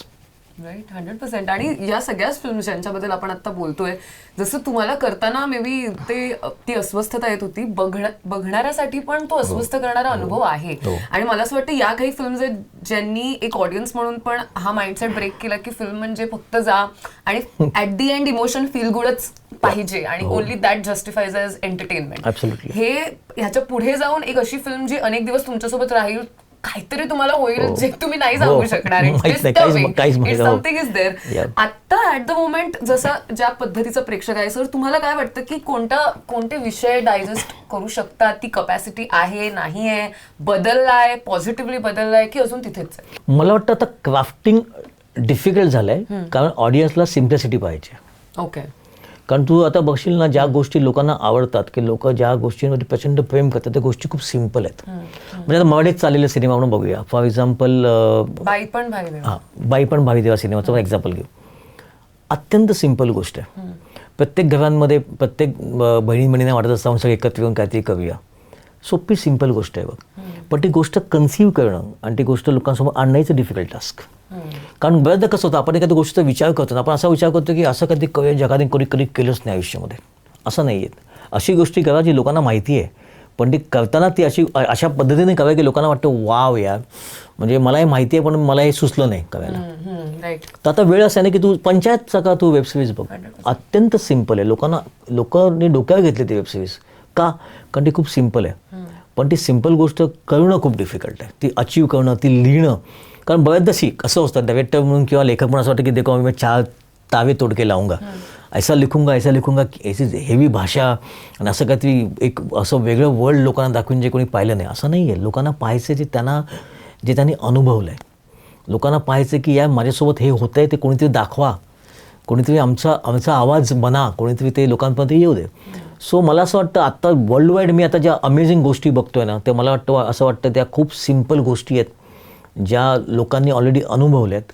त्याच कोणतरी दिग्दर्शक आणि लेखक अत्यंत कठीण डिसिजन घेऊ की मला हे करायचं जे खूप सिम्पल आहे ते लोकांसमोर आणतो, आणि तेच मला वाटतं खूप इंटरेस्टिंग. म्हणजे आताचं चॅलेंजच ते आहे. त्या सोप्या गोष्टी निवडणं, त्या सोप्या गोष्टी लोकांना कनेक्ट होतात, त्या सोप्या गोष्टी निवडणं ज्या लोकांच्या आयुष्यामध्ये ऑलरेडी आहेत, त्या सोप्या साध्या गोष्टी निवडून त्याच्यावरती एक ऑसम सिनेमा किंवा एखादा ऑसम वेबसिरीज बनवणं. ताली काय, ताली सिम्पल गोष्ट आहे. तालीसारखे मला वाटतं असंख्य ट्रान्सजेंडर ज्यांना घरातून बाहेर काढलं गेलेलं आहे, अशी मुलं आहेत जे मुलीसारखे वागायला लागले किंवा मुलीसारखे त्यांना वाटायला लागले माझ्या आतमध्ये मुलगी दडली आहे, अशा लोकांना कित्येक लोकांना घरातून बाहेर काढलं आहे. आपल्या मला वाटतं एक आजूबाजूच्या परिसरामध्ये अशी असंख्य मुलं आपल्याला दिसतात. तर असं नाही काही वेगळ्या तालीमध्ये काहीच नाही, तर ते लोकांना पुन्हा नव्या पद्धतीने दाखवलं गेलं की बघा हे आहे असं. मग टाइमपास काय वेगळा सिनेमा नव्हता, बालक पलक काय वेगळा सिनेमा नव्हता, नटरंग पण मला वाटत नाही काय वेगळा सिनेमा होता, हे होतंच समाजात ऑलरेडी. तसं आताही जे मला काही गोष्टी असम गोष्टी मला आवडत आहेत, जे आता वेगळ्या OTT प्लॅटफॉर्ममध्ये बघतोय, त्या गोष्टी मला आवडतात, ज्या गोष्टी मला कनेक्ट होतात, ज्या अत्यंत साध्या सिम्पलाने वाटतं वाव या मला सुचलं का नाही. माझी ती एक माझी आयडियाची ती व्याख्या आहे. म्हणजे मी बऱ्याचदा वर्कशॉपमध्ये जे नवे स्टुडंट्स आहेत त्यांना सांगतो, आता मी MD कॉलेजमध्ये वर्कशॉप घेतलं, त्यांना तेच सांगितलं की आयडिया म्हणजे काय, तर दोन वेगळ्या अतिशय भिन्न गोष्टी एकत्र आणायच्या आणि एखादी एक नवी गोष्ट क्रिएट करायची. ही बेसिकली कल्पनेची किंवा आयडियाची एक लिखित व्याख्या आहे. मला असं वाटतं की आयडिया म्हणजे चायला मला का नाही सुचली, ही आयडियाची व्याख्या आहे. मला सुचली का नाही असं बऱ्याचदा होतं. आपण एखादी ॲड बघतो, हे मला का नाही सुचली यार, काय सोपं आहे, किती सिम्पल आहे. एखादा सिनेमा बघतो, हे मला का नाही सुचलं आहे. म्हणजे आय एम शुअर की केदारचा सिनेमा किंवा झिम्मा पाहून अनेक लोकांना वाटलं असेल मला का नाही सुचलं आहे, काय सोपं आहे. पण ही सोपी गोष्ट सुचणं हेच डिफिकल्ट आहे. आणि तीच मला वाटतं आताच्या काळाची गरज आहे की अत्यंत साधारण सोप्या गोष्टी ज्या लोकांच्या आयुष्यात घडलेल्या आहेत त्या निवडायच्या आणि मनात गट्स पाहिजेत की त्या गोष्टी पडद्यावर आणायच्या. कारण कठीण कठीण गोष्टी कोणी सांगतील की मी हे केलं मी ते नाही. सोप्या गोष्टी करून दाखवा, त्या व्हिज्युअलाइज करून दाखवा. तू पहा ना, हमारा बजाज जुन्या ॲड कॅम्पेन बघ, ती कॅडबरीची ॲड होती, एक मुलगा 6 मारतो, ती मुलगी नाचत येते स्टेडियममधनं. हे काय वेगळं होतं का, सोपं होतं हे. म्हणजे हे इवन कुछ मीठा हो जाए हा कॉन्सेप्टच किती सोपं आहे ॲक्च्युली. किती मला वाटतं सगळ्या लेजेंडरी ॲड्स ह्या सगळ्या अत्यंत साध्या आणि सिम्पल इन्साईटवरती आहेत. म्हणून तो ऑगिलवी, जो डेव्हिड ऑगिलवी ज्याला लोक ॲडव्हर्टायझिंगचा गुरु मानतात, त्याचं असं म्हणणं आहे कीप इट सिम्पल स्टुपिड. किस, त्याला KISS, सिम्पल ठेव, keep it simple stupid. Kiss short form आहे KISS, किस. आणि तो कीप इट सिम्पल स्टुपिडमध्येच सगळ्यांची वाट लागते. कारण सिम्प्लिसिटी अचीव करण्यासाठी तुम्हाला सगळं करता आलं पाहिजे.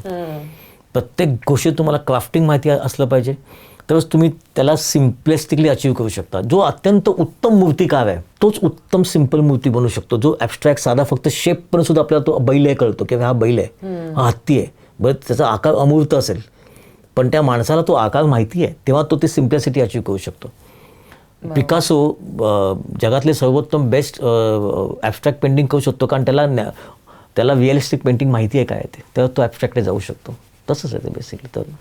तर तुझा जो प्रश्न असा होता की आत्ताच्या काळात काय, तर आत्ता काळात मला वाटतं तुम्ही जितकं सिम्पल लोकांना सिम्पल गोष्टी लोकांना सांगाल, हा if you keep it simple stupid it will work. Sir मला एक गोष्ट सांगा की जसं अनेक वेळेला ज्यांची मातृभाषा मराठी आहे, आपण आपला विचार पण आपल्या मातृभाषेत येतो आणि त्याच्यानंतर आपण व्यक्त होतो. आता त्याच्यानंतर भविष्यात आपल्याला वेगवेगळ्या भाषा आपण शिकतो आणि आपल्या माध्यमांची डिमांड तशी असते in a way we are translate, की आधी मला सुचलं मग मी पटकन ट्रान्सलेट केलं आणि मी त्या भाषेत व्यक्त झाले किंवा झालो. जेव्हा तुम्ही दुसऱ्या भाषेमध्ये फिल्म बनवता किंवा सिरीज बनवता किंवा कोणताही प्रोजेक्ट बनवता, भाषा बदलली की तुमचे एक्सप्रेशन सुद्धा बदलतं असं तुम्हाला वाटतं, किंवा in general as an artist बदलतं असं वाटतं? मला असं वाटतं की विचार अजिबात बदलत नाहीत. तुमचं जे टेक्निक बदललं ते तुमचे थॉट्स बदलत नाहीत आणि थॉट्स हे मातृभाषेमधूनच येतात. आता मला आठवते ताली असेल किंवा बँजो असेल, माझा पहिला सिनेमा ताली असेल किंवा अटल, हे सगळं स्क्रिप्ट पहिले फिनाटिकमध्ये लिहिलं गेलं होतं. हिंदी इंग्लिश जे काही फिनाटिकमध्ये लिहितात, जे मला वाचायला सुद्धा अत्यंत कंटाळा येतो. म्हणजे मला ते खूप गिब्रिश वाटतं सगळं, की तुम वहाँ गई तर TUMWAH वहाँ गई JAYI मला वाचताच येत नाही. मग मी माझं पहिलं टास्क असतं जेव्हा स्क्रिप्ट लॉक होईल त्यानंतर पहिलं ते मराठीमध्ये लिहून द्या मला. Keep the dialogue in Hindi, पण तुम्ही तो तिथून उठून गेला देवनागरीत मला लिहून द्या. तर मला ते स्क्रिप्ट माझ्याशी कम्युनिकेट करायला लागतं. मग माझ्या आयडिया प्रोसेस सुरू होते. तिथपर्यंत मला खरंच काही कळत नाही. माझ्याकडे अनेक दिग्दर्शक अजूनही आपापल्या मातृभाषेमध्येच विचार करतात. तुमचे बेसिक थॉट, तुमचे चेंजेस, तुमचे करेक्शन, आमची सेटवरची बोलण्याची भाषा ही मराठीच असते. म्हणजे इव्हन ताली असेल, कुठचीही असेल. म्हणजे सुस्मिता चांगली मराठी शिकली, पंकज मराठी बऱ्यापैकी आमचे शब्द शिकायला लागला, बोलायला लागला. कारण आम्ही सगळे मराठीत, माझे सगळे असिस्टंट टीम, माझे असोसिएट डायरेक्टर, आमचे सगळे मराठी टीम आहे. त्यामुळे आमचं कम्युनिकेशन मराठीत चालू असतं. आम्ही UP मध्ये शूट केलं, नॉयडामध्ये शूट केलं, आमचं मराठीत बोलणं सुरू होतं. कारण ते आम्हाला कळतं आणि त्याच्यात आमचं उत्तम काम होऊ शकतं. फास्ट कम्युनिकेशन होतं आमचं, कारण फास्ट कम्युनिकेशन शूटिंगच्या वेळी खूप महत्त्वाचं असतं. तर आमचे विचार सगळे मराठीमध्ये असतात, रेफरन्सिंग पॉईंट सगळे मराठीमध्ये असतात, आमचा रिसर्चसुद्धा मराठीमध्ये असतो. पण जेव्हा भाषा बोलली जाते सीनमध्ये ती हिंदी किंवा जी भाषा असेल ती. त्यामुळे आणि तेच आहे, कारण त्याच्याशिवाय कम्फर्ट लेवलच येत नाही मुळात. पण हे सगळ्यांचंच आहे. म्हणजे बेसिकली सगळे कलाकार, सगळे दिग्दर्शक ज्या भाषेशी बिलॉंग करतात ते विचार त्याच भाषेमध्ये करतात. आणि हे युनिव्हर्सल आहे.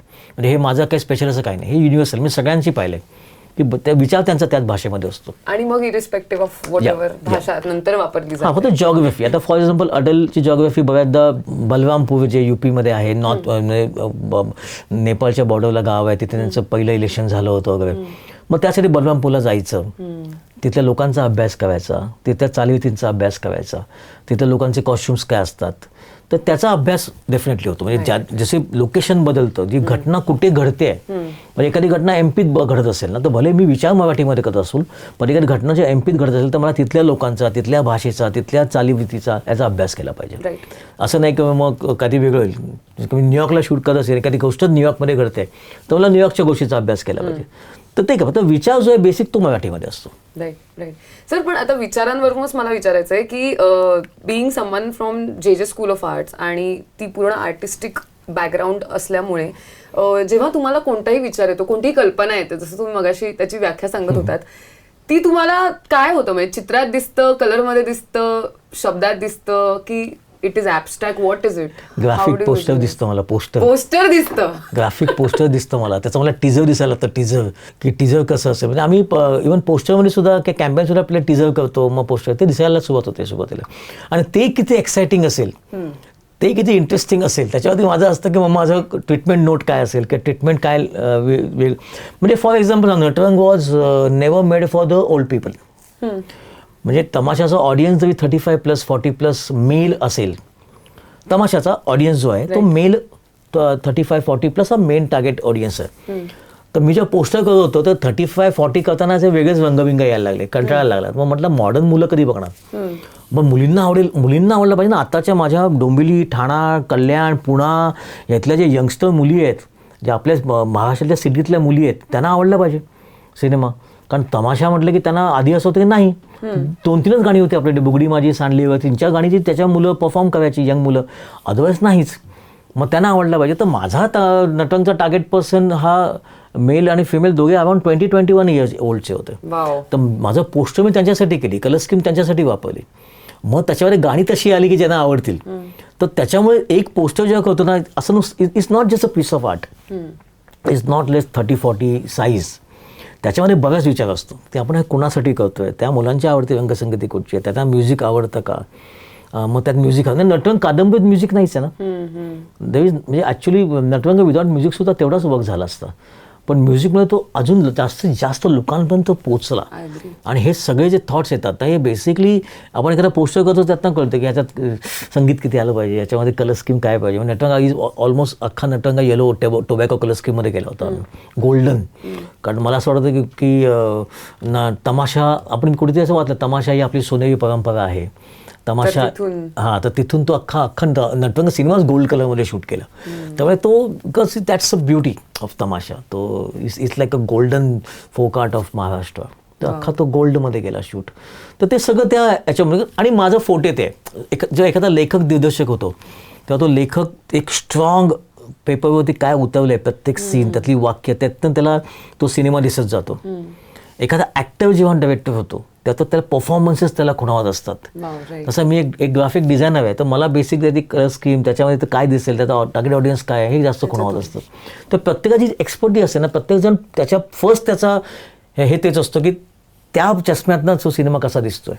आणि मग डेफिनेटली त्या डिरेक्टरमध्ये वेगळी ट्रीटमेंट येते, मग त्याच्यामध्ये वेगळी बाकीच्या गोष्टी येतात. पण जेव्हा सुरुवातीला विषय निवडला जातो तेव्हा तो आपला जो एक्सपर्ट आहे तिथे कामी येतो. राईट. सर साधारण म्हणजे ज्या हिशोबात आणि ज्या स्पीडने तुम्हाला आयडियाज येतात, तर तुमचं माइंड, डोकं कधी ब्रेक घेतं का? असं कधी थॉटलेसनेस ही फेज तुम्ही एक्सपिरियन्स केली आहे? सी प्रॉब्लेम काय आहे ना की कम्फर्टेबल विषय खूप येतात मनामध्ये, पटकन असे येताना सुचतात की अरे आता असं आहे ना, मग आपण त्या टाईपचा एक सिनेमा करू, असं आहे ना आपण तसं कधी करू, असं काय तसं करू. पण ना मग झोप येते, माझं काही प्रॉब्लेम येत नाही, विषय स्वतःला त्रास होत नाही. पण जेव्हा असा एखादा विषय येतो आणि मग रात्रभर झोप येत नाही की कसं होणार आहे, याचं काहीच होऊ शकत नाही, व्हेरी डिफिकल्ट आहे, चालणारच नाही हा सिनेमा, कोण बघणार हा सिनेमा, असे विचार मनात येताना वाटतं हा केला पाहिजे, हा करून पाहायला पाहिजे, ही गंमत आहे, याच्यात खूप मजा आहे. म्हणजे मैं आठवलं सिनेमा जेव्हा मी केला तेव्हा माझ्या पहिल्यांदा जेव्हा मी वाचलं तेव्हा मला असं कळलं की याच्यामध्ये अप्स अँड डाऊन, म्हणजे जे सिनेमाला लागतात बघ, सिनेमाला फायटिंग लागते, आरडाओरडा लागतो, काही रक्त लागतो, फाईट सिक्वेन्स, गोळ्या चालल्या, त्याच्यात धाडधाडधूड असं काही भयानक काही होते आणि खूप राग, रुसवा, रडारड. अटलजीच्या लाईफमध्ये हे सगळं काहीच नव्हतं. अटलजीच्या लाईफमध्ये त्यांचा अभ्यास, त्यांचं एज्युकेशन, मग हळूहळू पुढे जाणं, प्रचंड लोकशाहीवर प्रचंड विश्वास, आणि मग सगळ्या माणसांबरोबर उत्तम वागणं, म्हणजे विरोधक असेल त्यांच्यासोबत सुद्धा अत्यंत चांगलं वागणं, असं एक खूप छान असं एक ब्युटिफुल लाईफ होतं त्यांचं. खूप त्यांच्या लाईफमध्ये जे उतार चढाव सुद्धा होते ते त्यांनी इतक्या उत्तम पद्धतीने हाताळले होते की ते इतके ग्रेसफुली हाताळले होते की ते असे खूप जास्त असे वरती खाली असे जाणवलेच नाहीत. त्याच्या सिनेमाचा चॅलेंजेस होता, त्याचा सिनेमा कसा करायचा, म्हणजे तो ड्रामाच कसा आणायचा, त्यामुळे खूप झोपच यायची. त्यामुळे अशी ही चॅलेंज असतात, म्हणजे असे प्रत्येक सिनेमात वेगळे चॅलेंज असतात आणि ते असलं तर मजा येते. मी खरं म्हणतो जे सिनेमे मी जे चॅलेंजिंग नव्हते, मला जे इझी वाटले का ते अजिबात चालले नाहीत माझे सिनेमे, कारण त्यात मला चॅलेंज नव्हतं. तर मला असं वाटलं काय वेगळं करू, आणि हा माझा स्वतःचा एक अभ्यास आहे की जिथे मी चॅलेंज घेतलं की मला वाटलं की व्हेरी डिफिकल्ट टू डू, भीती वाटली ज्या सिनेमांची, आय थिंक ते सिनेमे लोकांना खूप आवडले. आणि जे सिनेमे मला असं वाटलं की हो जाएगा, सिम्पल आहे, चल करूया एक मध्ये जाऊ देस, काही नाही, प्रॉब्लेम नाही. त्या सिनेमाचं कुठं काही झालं नाही. हा एक क्रायटेरिया आम्हाला सगळ्यांना मिळाला, मला असं वाटतं की इन जनरल काही होत नाही, ज्यांनी भीती वाटते की असं वाटतं की नाहीच म्हणजे होऊ शकत, हे दिसतच नाहीये होताना, ते नक्की अटेम्प्ट करावं, कारण त्याच्यातून काहीतरी त्याचा सक्सेस मिळतो, अनुभव मिळतो. सर मला एक प्रश्न तरी मेघनाताईबद्दल विचारायचाच आहे की she is a dancer herself, producer, costume सुद्धा त्यांनी केले आहेत फिल्म्सचे. एक क्रिएटिव्ह माणूस असताना आपली क्रिएटिव्ह प्रोसेस समजून घेणारा जेव्हा आपल्याला जोडीदार मिळतो, काय इझी होतं, कोणता भाग तुमच्या प्रोसेसमधला becomes easy because of a partner like her? दोघांमध्ये प्रचंड कॉन्ट्रास्ट असल्यामुळे, प्रचंड कॉन्ट्रास्ट, म्हणजे एकही गोष्ट दोघांची सेम नाही आहे. म्हणजे फक्त एकमेकांचं प्रेम झालं, लग्न केलं, हीच गोष्ट एक सेम आहे. बाकी एकही, म्हणजे अगदी लहान लहान गोष्टींपासून, म्हणजे खाण्यापिण्याच्या आवडींपासून ते कुठे फिरायला जायचं ह्या गोष्टींपर्यंत, कोणता सिनेमा बघा या गोष्टींपर्यंत आमचं प्रत्येक गोष्ट कॉन्ट्रास्ट आहे. आणि तोच मला वाटतं आमचा प्लस पॉईंट आहे, कारण तो कम्प्लीट कॉन्ट्रास्ट आहे, कम्प्लीट. म्हणजे मला एखादी गोष्टीत हवं असेल की चल इथे हेच लोकेशन हवं आहे आणि ह्याच दुसरं लोकेशन चांगलं होऊच शकत नाही, तर तिचं प्रोड्युसर जागत होतं की आम्हाला परवडणारच नाही, आता काय बोला, आता काय, अच्छा हो का, ठीक आहे, मग विचार करतो ही तसंही कॉन्ट्रास्टच असणार आहे, मग आपण कॉन्ट्रास्टच करून बघूया. मग त्या बाजूने बोलायचं, हां okay this approved, okay very good, done. आमच्यामध्ये भयानक कॉन्ट्रास्ट आहे, म्हणजे लोकांना सांगून खोटं वाटतं इतकं कॉन्ट्रास्ट, म्हणजे खरंच सांगतो. म्हणजे मी आयुष्यामध्ये आत्तापर्यंत कधीही पनीर, तूप, लोणी, चीज या गोष्टी खाल्ल्याही नाही आहेत, आणि शी लव्ज दॅट. मी आयुष्यात आतापर्यंत मला मॅथमॅटिक्स, गणित, आकडेमोड, हिशोब, ॲग्रीमेंट, कॉन्ट्रॅक्टमधलं काहीही जमत नाही, किंवा मला त्यात इंटरेस्टच नाही आहे, जे ती व्यवस्थित हाताळते. आर्टिस्ट म्हणून आम्ही दोघे तसे आर्टिस्ट, ती कुचीपुडी खूप छान करते, अप्रतिम डान्स करते, पण ती प्रोफेशनल स्कुबा डायव्हर आहे. आता 120 डायव्ह झाल्यात, मुलाच्या तर 140 होऊन गेल्या. मला स्विमिंग पण येत नाही, मी पाण्याला घाबरतो, मी लांब बसतो यांचे कपडे सांभाळत. ती रोज सकाळी ॲटलिस्ट 10 किलोमीटर रोज रन करते, मी रोज ॲटलिस्ट एकदा मिसळपाव खातो, जे अतिशय ती म्हणते की प्लीज एक नको खाऊ शकतो, पण काय त्याला पर्याय नाही. की सहन होत नाही आम्हाला तुला. तर काय वडापाव पाहिजे ह्याशिवाय होत नाही. त्यामुळे आमच्या दोघांमध्ये प्रचंड कॉन्ट्रास्ट आहे आणि मला वाटतं त्या कॉन्ट्रास्टमुळेच आम्ही एकत्र आहोत. कारण कुठच्याच गोष्टीत एकमत होत नाही, कोणत्याच नाही, आणि त्यावेळी मग मजा येते फाईट करायला. ॲक्च्युली फाईट कधीच होत नाही, हा पण एक प्रॉब्लेम. फाईट होत नाही आमची कधीच. आपलं डिस्कशन होतं की हे का असं करायचं तुला वाटतंय. मला असं वाटतं की हे असं आपण करूया म्हणून. करून बघ काय होतं ते, करून बघ. ॲट द मोस्ट काय होणार. आमचं तेच आहे, आमचं एक दोघांचं भेदवाक्य, ॲट द मोस्ट काय होणार, ॲट द मोस्ट काय पटके पडतील, थोडं नुकसान होईल, पण ठीक आहे ना, काहीतरी मजा तर येईल ते करताना. तर दोघांमध्ये प्रचंड कॉन्ट्रास्ट आहे आणि त्यामुळे आय थिंक आम्ही वर्क करतो. आणि जर मला असं वाटलं असं की ती सेम माझ्यासारखी ती विचारधारा असती, दोघे सेम असतो, तर मग मला असं वाटलं की ती पण तेच म्हणते जे मी म्हणतोय. मग मजा नाही, मग याच्यात चॅलेंज काहीच नाही. कम्फर्ट येतो. ती पहिली टीका करती असते की हे होणारच नाही, मग मला वाटतं म्हणजे केलं पाहिजे. तर त्याच्यामुळे ते जास्त हे होतं. पण प्रचंड दोघांमध्ये खूपच जास्त कॉन्ट्रास्ट. म्हणजे आमचं लग्न झालं होतं, मला अजूनही आठवतं आहे. ती अमळनेरची आहे, म्हणजे जळगाव धुळ्याच्या इथली, आणि मी कोकणातला आहे.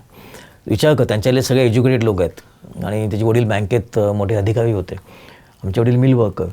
त्यामुळे त्यांच्याकडे सगळं सॉफिस्टिकेशन असं छान असं, आणि आमच्याकडे सगळं आणि पाणी. त्यामुळे जो एक लग्नात जो एक कॉन्ट्रास्ट होता आमच्या दोघांचा.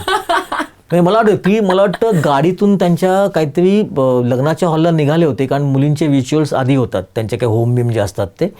आणि मी सकाळी अत्यंत घाणेरडं फाटकं बनियान, एक हाफ पॅन्ट आणि स्लीपर घालून दाढी घ्यायला चाललो होतो. तर तिने तिच्या मामांना, नातेवाईकांना पहिल्यांदा दाखवलं, हा माझा नवरा जो रस्ता क्रॉस करतो ना तो नवरा. तर ते म्हणाले, आर यू मॅड, तुम्ही ह्याच्याशी लग्न करताय, पोलीस लग्न आहे 2 तासाने म्हणून. नंतर मी लग्नाला गेलो होतं, तिने मला किस्सा लागला, कसा चालला होतास तू. मग काय करू म्हटलं, मला काय होते तुमचे सगळे बघा तिथून जाणार आणि मला बघणार आहे तिथे. सो आम्ही एवढं कॉन्ट्रास्ट आहोत. म्हणजे आम्ही कोकणात जेव्हा पहिल्यांदा गेलो होतो, मेघाने कुचुबडी डान्स केलं, गणेश वंदना केली होती मला वाटतं कोकणामध्ये, नटरंगच्याच वर्षी मला वाटतं, का नाही त्याच्या आधी, लग्नानंतर 1-2 वर्षानंतर.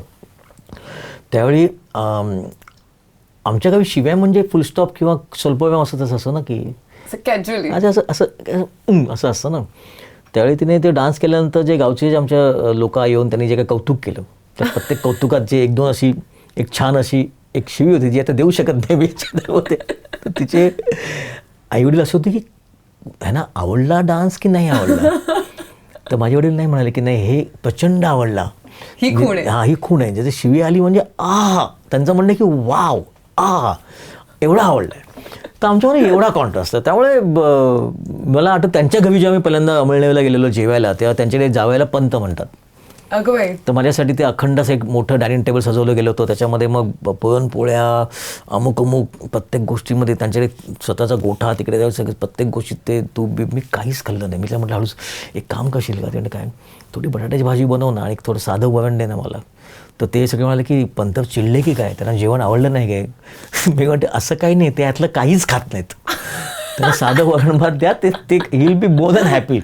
त्यामुळे आमचा खूप कॉन्ट्रास्ट आहे प्रत्येक गोष्ट. क्रेझी आहे वाव.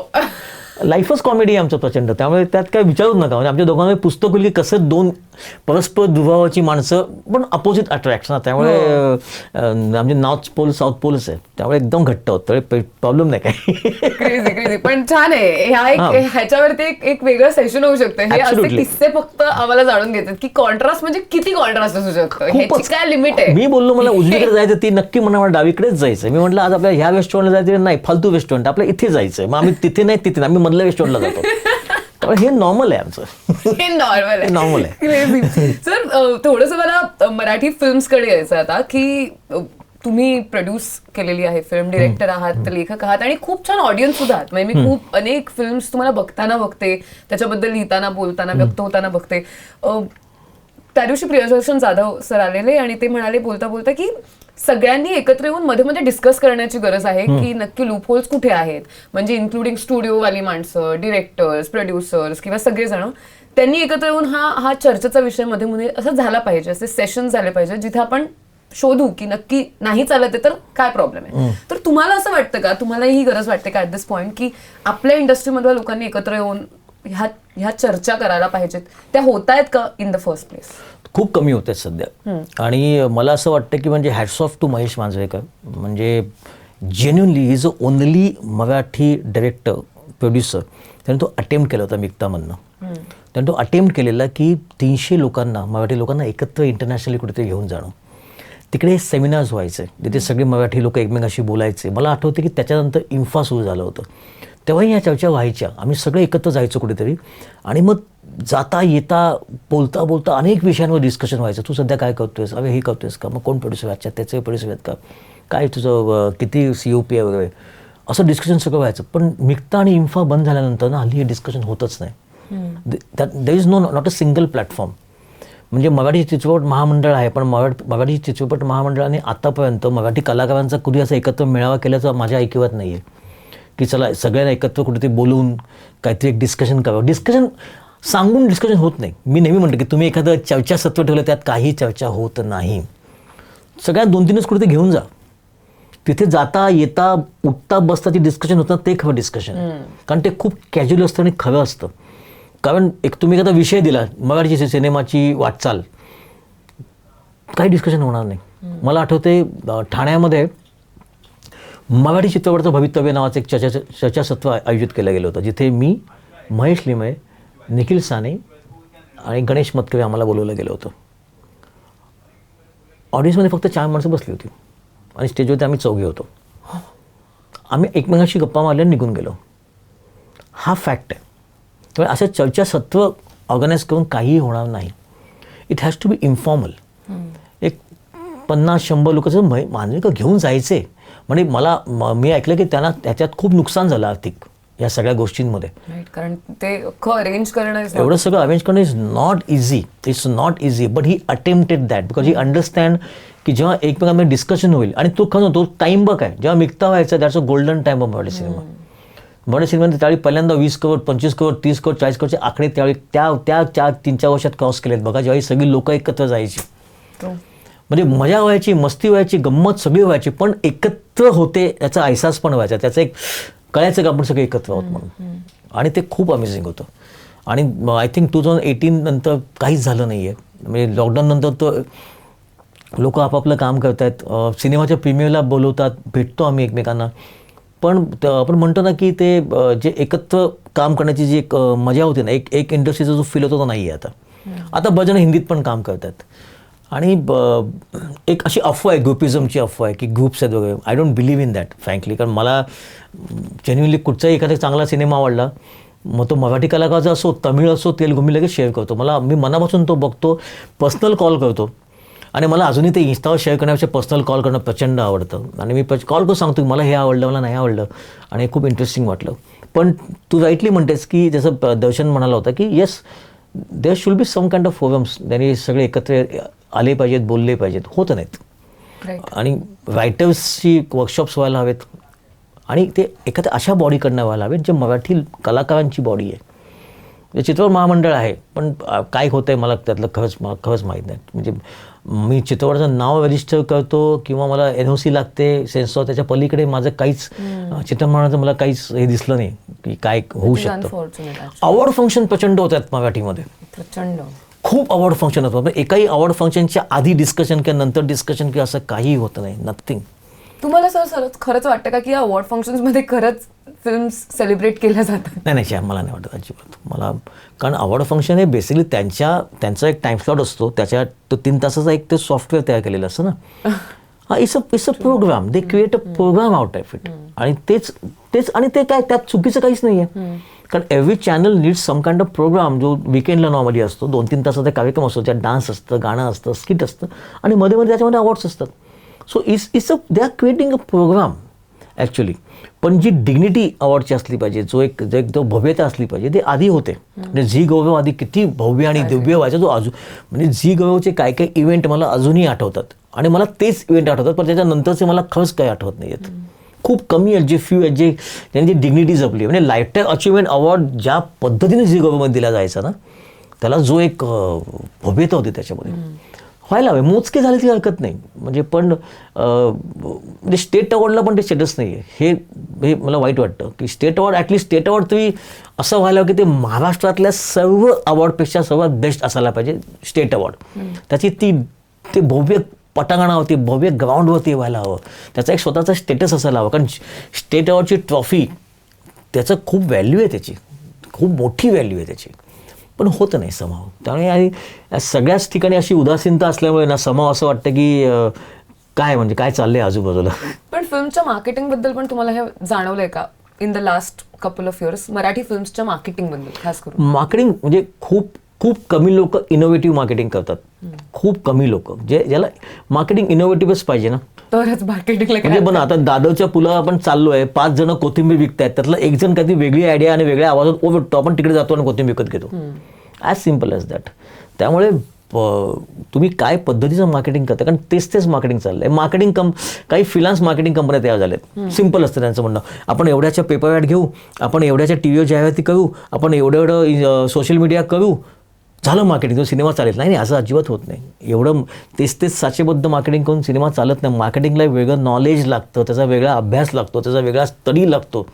तुमच्या सिनेमाची नेमकी बलस्थानं काय आहेत आणि ती लोकांनी का बघावीत, त्या लोकांना तुम्ही कन्व्हिन्स तर करा, त्यांना इन्व्हिटेशन तर पाठवा. आपल्याला माहिती आहे, आता लग्नांची आपल्याला खूप इन्व्हिटेशन कार्ड येतात सध्या. आपण किती लग्न अटेंड करतो त्यातली, ज्याला वाटतं की हां हे थोडंसं काहीतरी इंटरेस्टिंग आहे, ते काहीतरी लोक मला भेटतील बरं का, अशा लोकांना त्या नातेवाईकांना भेटली ना, कदाचित मला ते भेटतील तिथे पण आपण कन्सिडर करतो. हां, तिथे काहीतरी वेगळं असेल तर आपण जातो ना. आपण आपल्या फॅमिलीच्या लग्नाला जात नाही, आपण सिनेमाला का जाऊ? एव्हरी डे जसं माध्यम वाढते ना, तसं सिनेमा रिलीज करणं किंवा सिनेमा लोकांपर्यंत पोहोचवणं डिफिकल्ट होत चाललंय. त्यासाठी we need expert people who do just film marketing, आणि ती फिल्म मार्केटिंग करून ती प्रॉपर लोकांपर्यंत पोहोचवणं, ह्याला एक खर्च असतो जे हल्ली लोक करायला तयार नाही आहेत. Right. It has to be very easy आणि कन्व्हेन्शनल. त्यामुळे मग ते तुम्ही म्हणालात तसं तेवढ्याच 4 गोष्टी. सिनेमाचा शूटिंगचाच खर्च पकडला जातो, पण सिनेमा शूटिंगच्या पलीकडे जो खर्च असतो ना, तो तेवढा स्ट्रॉंग पाहिजे. भले सिनेमा मेकिंगमध्ये 2 पैसे वाचवा, पण सिनेमा लोकांना पोचवण्यामध्ये खर्च करा, हे खूप महत्त्वाचं आहे. आणि मला तसं तो मगाचा जो मुद्दा, जो सर्वात महत्त्वाचा मुद्दा आहे की लोकांचं एकत्र येणं, डिस्कशन्स होणं सिनेमावरती, हे खूप महत्त्वाचं आहे. जे एका काळामध्ये मिक्ता किंवा इन्फा या गोष्टीतून व्हायचे, जास्त मिक्तामध्ये व्हायचे. आम्ही मिक्तामध्ये मला आठवतंय चर्चासत्र व्हायची, डिस्कशन व्हायचं, फ्युचर सगळे असे राऊंड टेबलला बसायचे जेवढे कलाकार आहेत आणि एकमेकांशी बोलायचे. मी स्वतः तिथे मार्केटिंगवरती एक मला आठवतं, मी बोललो होतो सगळ्यांशी की असं केलं पाहिजे, आणि ते व्हायचं. किती लोक जे आम्ही, कसं होतं ना, कलाकार खूप बिझी असतात आणि ते आज TV सिरियल आहे किंवा सिनेमा आहे, वेब सिरीज, भेटणं खूप खूप खूप दुर्मिळ आहे. म्हणजे माझेच क्लोज मित्र इतके लोक आहेत ना, भेटणंच होत नाही वर्षानुवर्ष, म्हणजे वर्षानुवर्ष भेटणं होत नाही. हा फॅक्ट आहे. आता ठाण्यामध्ये राहतो, ठाण्यात काही मित्र मला भेटतात म्हणून आमचा ग्रुप आहे थोडी नाही, पण मला हे आमचे मित्र आम्ही भेटूच शकत नाही, कारण ते बिझी असतात, मी बिझी असतो, त्यामुळे भेटणं होत नाही. अनलेस अँड अंटिल एक प्रॉपर टाईम स्लॉट ठेवला गेला 2-3 दिवसासाठी. त्याचं रायटर असोसिएशनचं एक मस्त असतं की मला आठवतं, एक महिंद्रा एक वर्कशॉप करतात, त्याला रायटिंग लॅब म्हणतात. रायटिंग लॅब असते. 3 दिवस लोणावळ्याला ते एक हॉटेल बुक करतात, तिथे जे नवे रायटर्स त्यांना घेऊन जातात आणि एक काही डायरेक्टर्स आहेत त्याला घेऊन जातात. 3 दिवस त्यांच्यावर बसतात, इच अँड एव्हरी स्क्रिप्टवर डिस्कशन होतं आणि सगळे बाहेर येतात, पण त्यातनं अमेझिंग स्क्रिप्ट बाहेर निघतात. तसे वेगळे रायटिंग 3 दिवसासाठी, किंवा अभिनयाचे वर्कशॉप्स, किंवा मग नुसते डायरेक्टर एकत्र भेटणं, डायरेक्टर रंबल, काही कामधंदा काही नाही, या फक्त बसा एकमेकांबरोबर डिस्कशन करा, काही करू नका, चालेल की, कारण लोक ऑलरेडी थकली आहेत का आपापलं काम करून. तुम्ही त्यांना अजून एक टास्क दिलं, व्याख्यान माला बिला, त्यातनं काही होणार नाही, कारण लोक ऑलरेडी थकली आहेत व्याख्यानं ऐकून. So true. आणि हा खूप महत्त्वाचा मुद्दा आहे, आणि आय होप की कदाचित it has to be casual meetings, it has to be simple casual, ज्या सगळ्यांना एकत्र यायला मुळात आवडेल.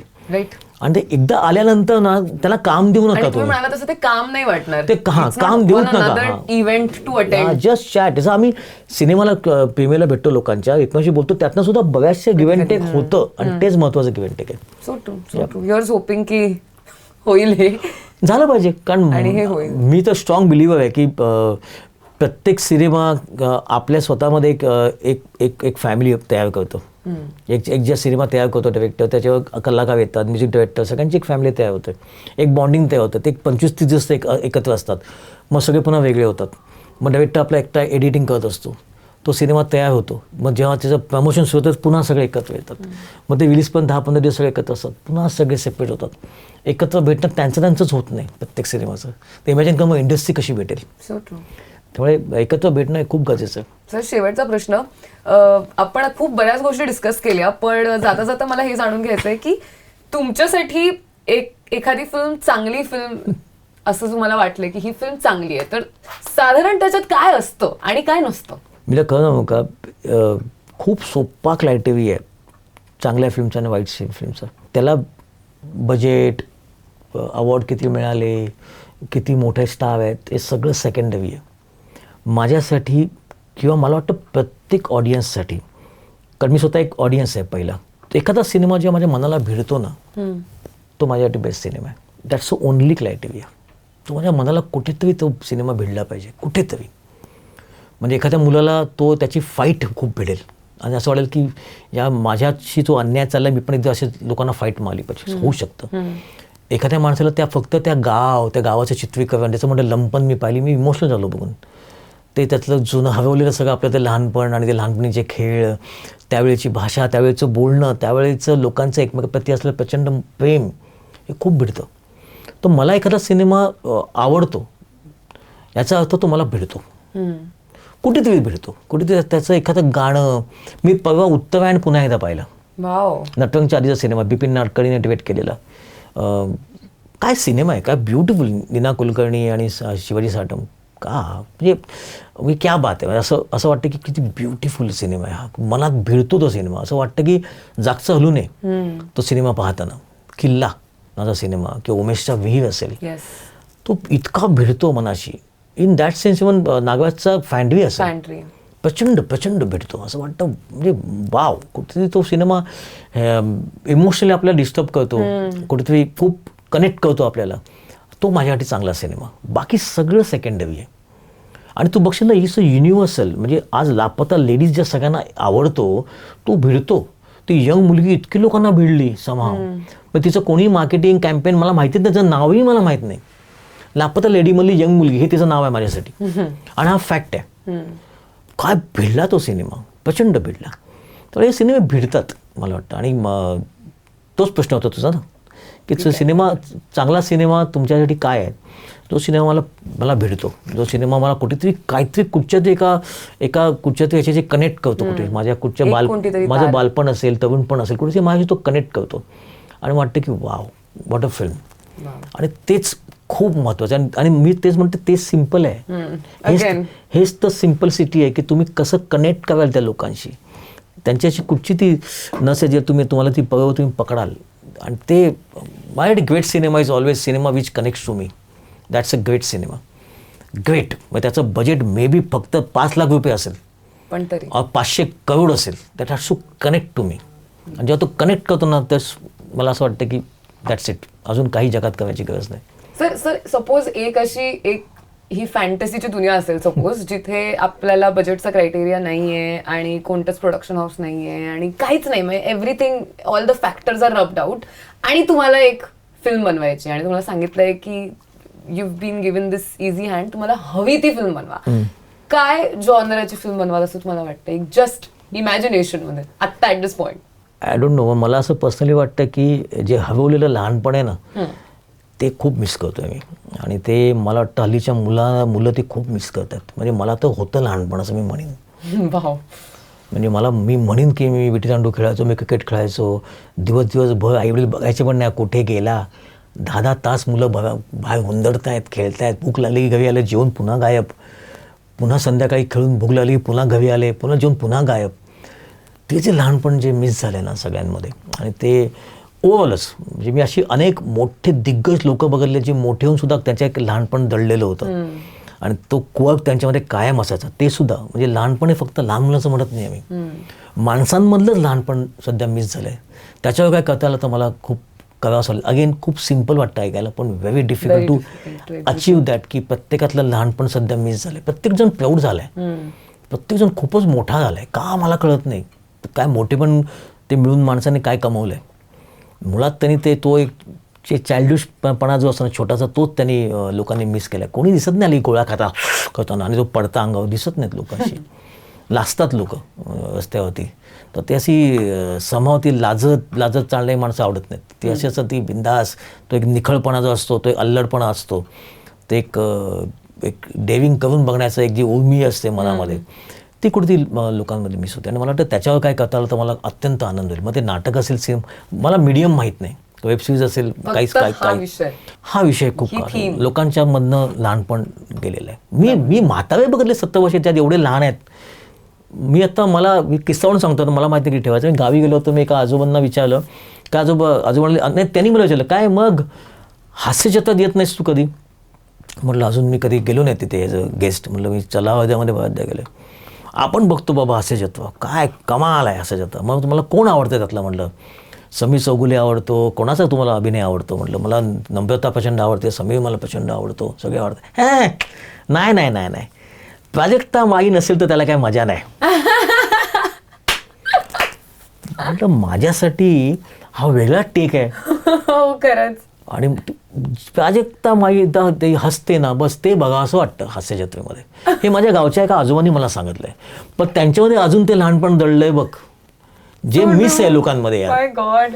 आणि ते हे जे लहानपण जे आहे ना त्या आमच्या आजोबांमध्ये, ते आणि ते पुजारी आहेत मंदिराचं, त्यांच्यात तो दडलेला जो लहानपण आहे, जो खट्याळपणा आहे ना, तो मला शोधायचा आहे. ते आणि हे किती मोठं आय ओपनर आहे बघ ना, की वाव की लाईक मी तू माझ्या कोकणातला एका गावातले एक आजोबा, they are very big fan of Prajakta Mali. आणि ते म्हणतात मी हास्यचित्र बघतो केवळ प्राजक्ता माळीसाठी. हे लर्निंग मिळतं बघ. म्हणजे आपण लोकांशी बोलतो, ज्यावेळी लोकांशी डिस्कस करतो, तुम्ही काय बघता काका, कसं वाटतं, आणि ते इतकं निरागस आहे बघ, इतकं निरागस. त्याच्यामुळे त्यांचं काय भाव बी काही नाही, निरागसता आहे त्यांची. मला ती प्राजक्ता माळीचं हसणं मला बघायला आवडतं. रवी तू कधी येणार आहे साडी जातो मला माहीत नाही, म्हटलं आय डोंट नो. पण दॅट्स वॉट, म्हणजे ही निरागसता सध्या लोक बोलतात का अशी बिंदास, आणि किती छान वाटतं मला ऐकायला. लोक लाजतात सांगायला, नाही आपण सांगूया की समीरचं ते स्किट किती सांगलं आणि त्याने त्यात काय, ते क्लिअर बोलून गेले. आणि हा निरागसता हा लहान मिसिंग आहे. म्हणजे हा वन ऑफ द एक्झाम्पल दिला होता मी, पण बाकी खूप आहे तसे. पण वी वुड लव्ह जर ह्या थीमला घेऊन काही आम्हाला लवकरच तुमच्याकडनं. ॲब्सोल्युटली. म्हणजे माहीत नाही लवकर आता काय, मी मराठीत म्हणजे मोस्टली माझं हिंदीतच काम चालू आहे आता. आणि ते मी ह्यावर्षी ठरवलं होतं ते तुला सांगायचं झालं, ह्या वर्षी मी ठरवून सुट्टी घेतलेली आहे. कारण गेली 3 वर्ष म्हणजे मी चिडिया उड नावाची वेबसिरीज केली, ज्याच्यात जॅकी श्रॉफ, सिकंदर खेर, मिता वसिष्ठ वगैरे खूप मोठी तगडी तारकास्ट, ती मी सर्वात आधी केली. अगेन मार्च, एप्रिल, मे, जून अशी उन्हाळ्याची प्रचंड हिटमध्ये. त्यानंतर मी ताली अगेन सेम समर टाईममध्ये, आणि अटल सेम समर टाईममध्ये. त्या तिन्ही वेबसिरीज मी कंटिन्यू उन्हाळ्यात शूट करतो आहे. यावर्षी म्हणजे मी अटलच्या जानला रिलीज झाला तेव्हाच मी सांगून टाकलं सगळ्यांना, मी यावर्षी उन्हाळ्यामध्ये काहीही करणार नाही आहे. AC लावून घरी बसणार, TV बघत. आणि मी तेच केलं आणि लिहित होतो मी बेसिकली. आणि आता पावसाळा पण मी यावर्षी घरी बसून एन्जॉय करणार आहे. कारण 3 वर्ष आम्ही पोस्ट प्रोडक्शन करत होतो. पावसाळ्यात मी एडिटिंगला बसायचो रोज सकाळी. भर पावसाळ्यात अंधेरीमध्ये ट्रॅफिक तुडवत जायचं ठाण्यापासून, ट्रॅफिकमध्ये बसून, आणि मग आतमध्ये गेलो की एडिट करत बसायचं. पाऊस पण पाहता आला नाही. यावर्षी कन्फर्म आहे, फिट आहे. मी सप्टेंबरपर्यंत काहीही करणार नाही आहे, लिखाण करणार आहे. सप्टेंबरनंतर पिच करीन, आणि मग आय थिंक पिच केल्यानंतर 1-2 महिन्यातच सगळं ते होईल. आणि त्यामुळे थंडीमध्ये डिसेंबर जानेला मी शूट करणार. कारण 3 वर्ष मी थंडीमध्ये शूट नाही केलं आहे. हे माझी खूप मोठी इच्छा आहे यावर्षीची, जी सिम्पल आहे पण ती मला अचीव नाही करता आली. ती मी अशी अचीव करणार की मी यावर्षी थंडीमध्ये शूट करणार, नोव्हेंबर, डिसेंबर, जानेला. कशी असते थंडी आणि कसा असतो पावसाळा, आणि मला लेजर शूटिंग करायचं. म्हणजे आधी आम्ही कुठे कुठे रस्त्यात शूट नाही केले. ताली म्हणून, किंवा मी तो चिडियाऊड तर मी अख्खा कामाडीवर शूट केला होता. ताली मी पुण्याच्या रस्त्यावर बरेचदा शूट केला आहे. अटल तर मी म्हणजे भर उन्हामध्ये UPच्या गावांमध्ये. माझी खूप अशी खूप इच्छा आहे की थंडीमध्ये नोव्हेंबर, डिसेंबर, जानेवारी जर मला गोव्याला शूट करता आलं किती गंमत येईल. तर I am trying for that. I am trying for that. आणि थँक्यू सो मच. मला खूप मजा आली तुमच्यासोबत गप्पा मारून. आणि मी म्हटलं तसं की this is just may be part 1, कारण वी ऑल आर चेंजिंग. आणि मे बी काही महिन्यानंतर जेव्हा मी तुम्हाला भेटीन थंडीमध्ये, तेव्हा ते रवी दादा वेगळे असतील आणि वेगळ्या गोष्टी वाटत असतील. हो बिलकुल. It is a continuous process. पण थँक्यू सो मच, तुम्ही ऑल द वे आलात ह्याच्यासाठी आणि एवढा वेळ सुद्धा दिलात. It is wonderful. मला खूप काय मला मजा आली. I am thoroughly entertain. At the same time I got a lot of things. त्यामुळे फार भारी वाटतंय. आय होप की you had a good time.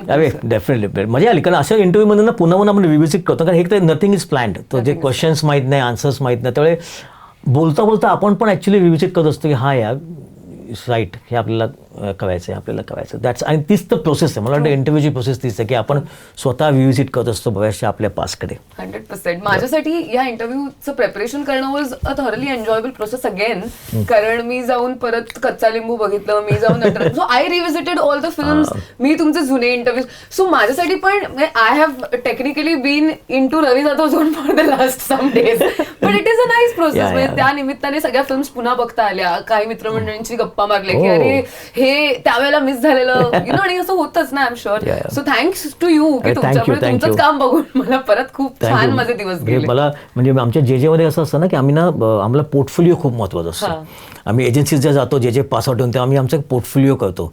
Even जे ॲडव्हर्टायझिंगमध्ये मुलं काम करतात त्यांना माहिती आहे पोर्टफोलिओचं महत्त्व काय आहे, की आपण आपला पोर्टफोलिओ घेऊन त्या एजन्सीत जातो आणि आपला पोर्टफोलिओ आपण दाखवतो. तर मी नेहमी असं म्हणतो की जेव्हा मी जेव्हा माझं काम बघतो मागे वळताना, तर मी एक नक्की सांगतो माझा पोर्टफोलिओ खूप चांगला आहे. हो, खूप चांगला आहे, खूप चांगला आहे आणि खूप व्हरायटी असलेला आहे. त्यामुळे kudos to sir. Thank you so much पुन्हा एकदा. आणि युअर्स होपिंग की लवकरात लवकर आपण पुन्हा भेटू. Thank you. Thanks a lot. Thank you.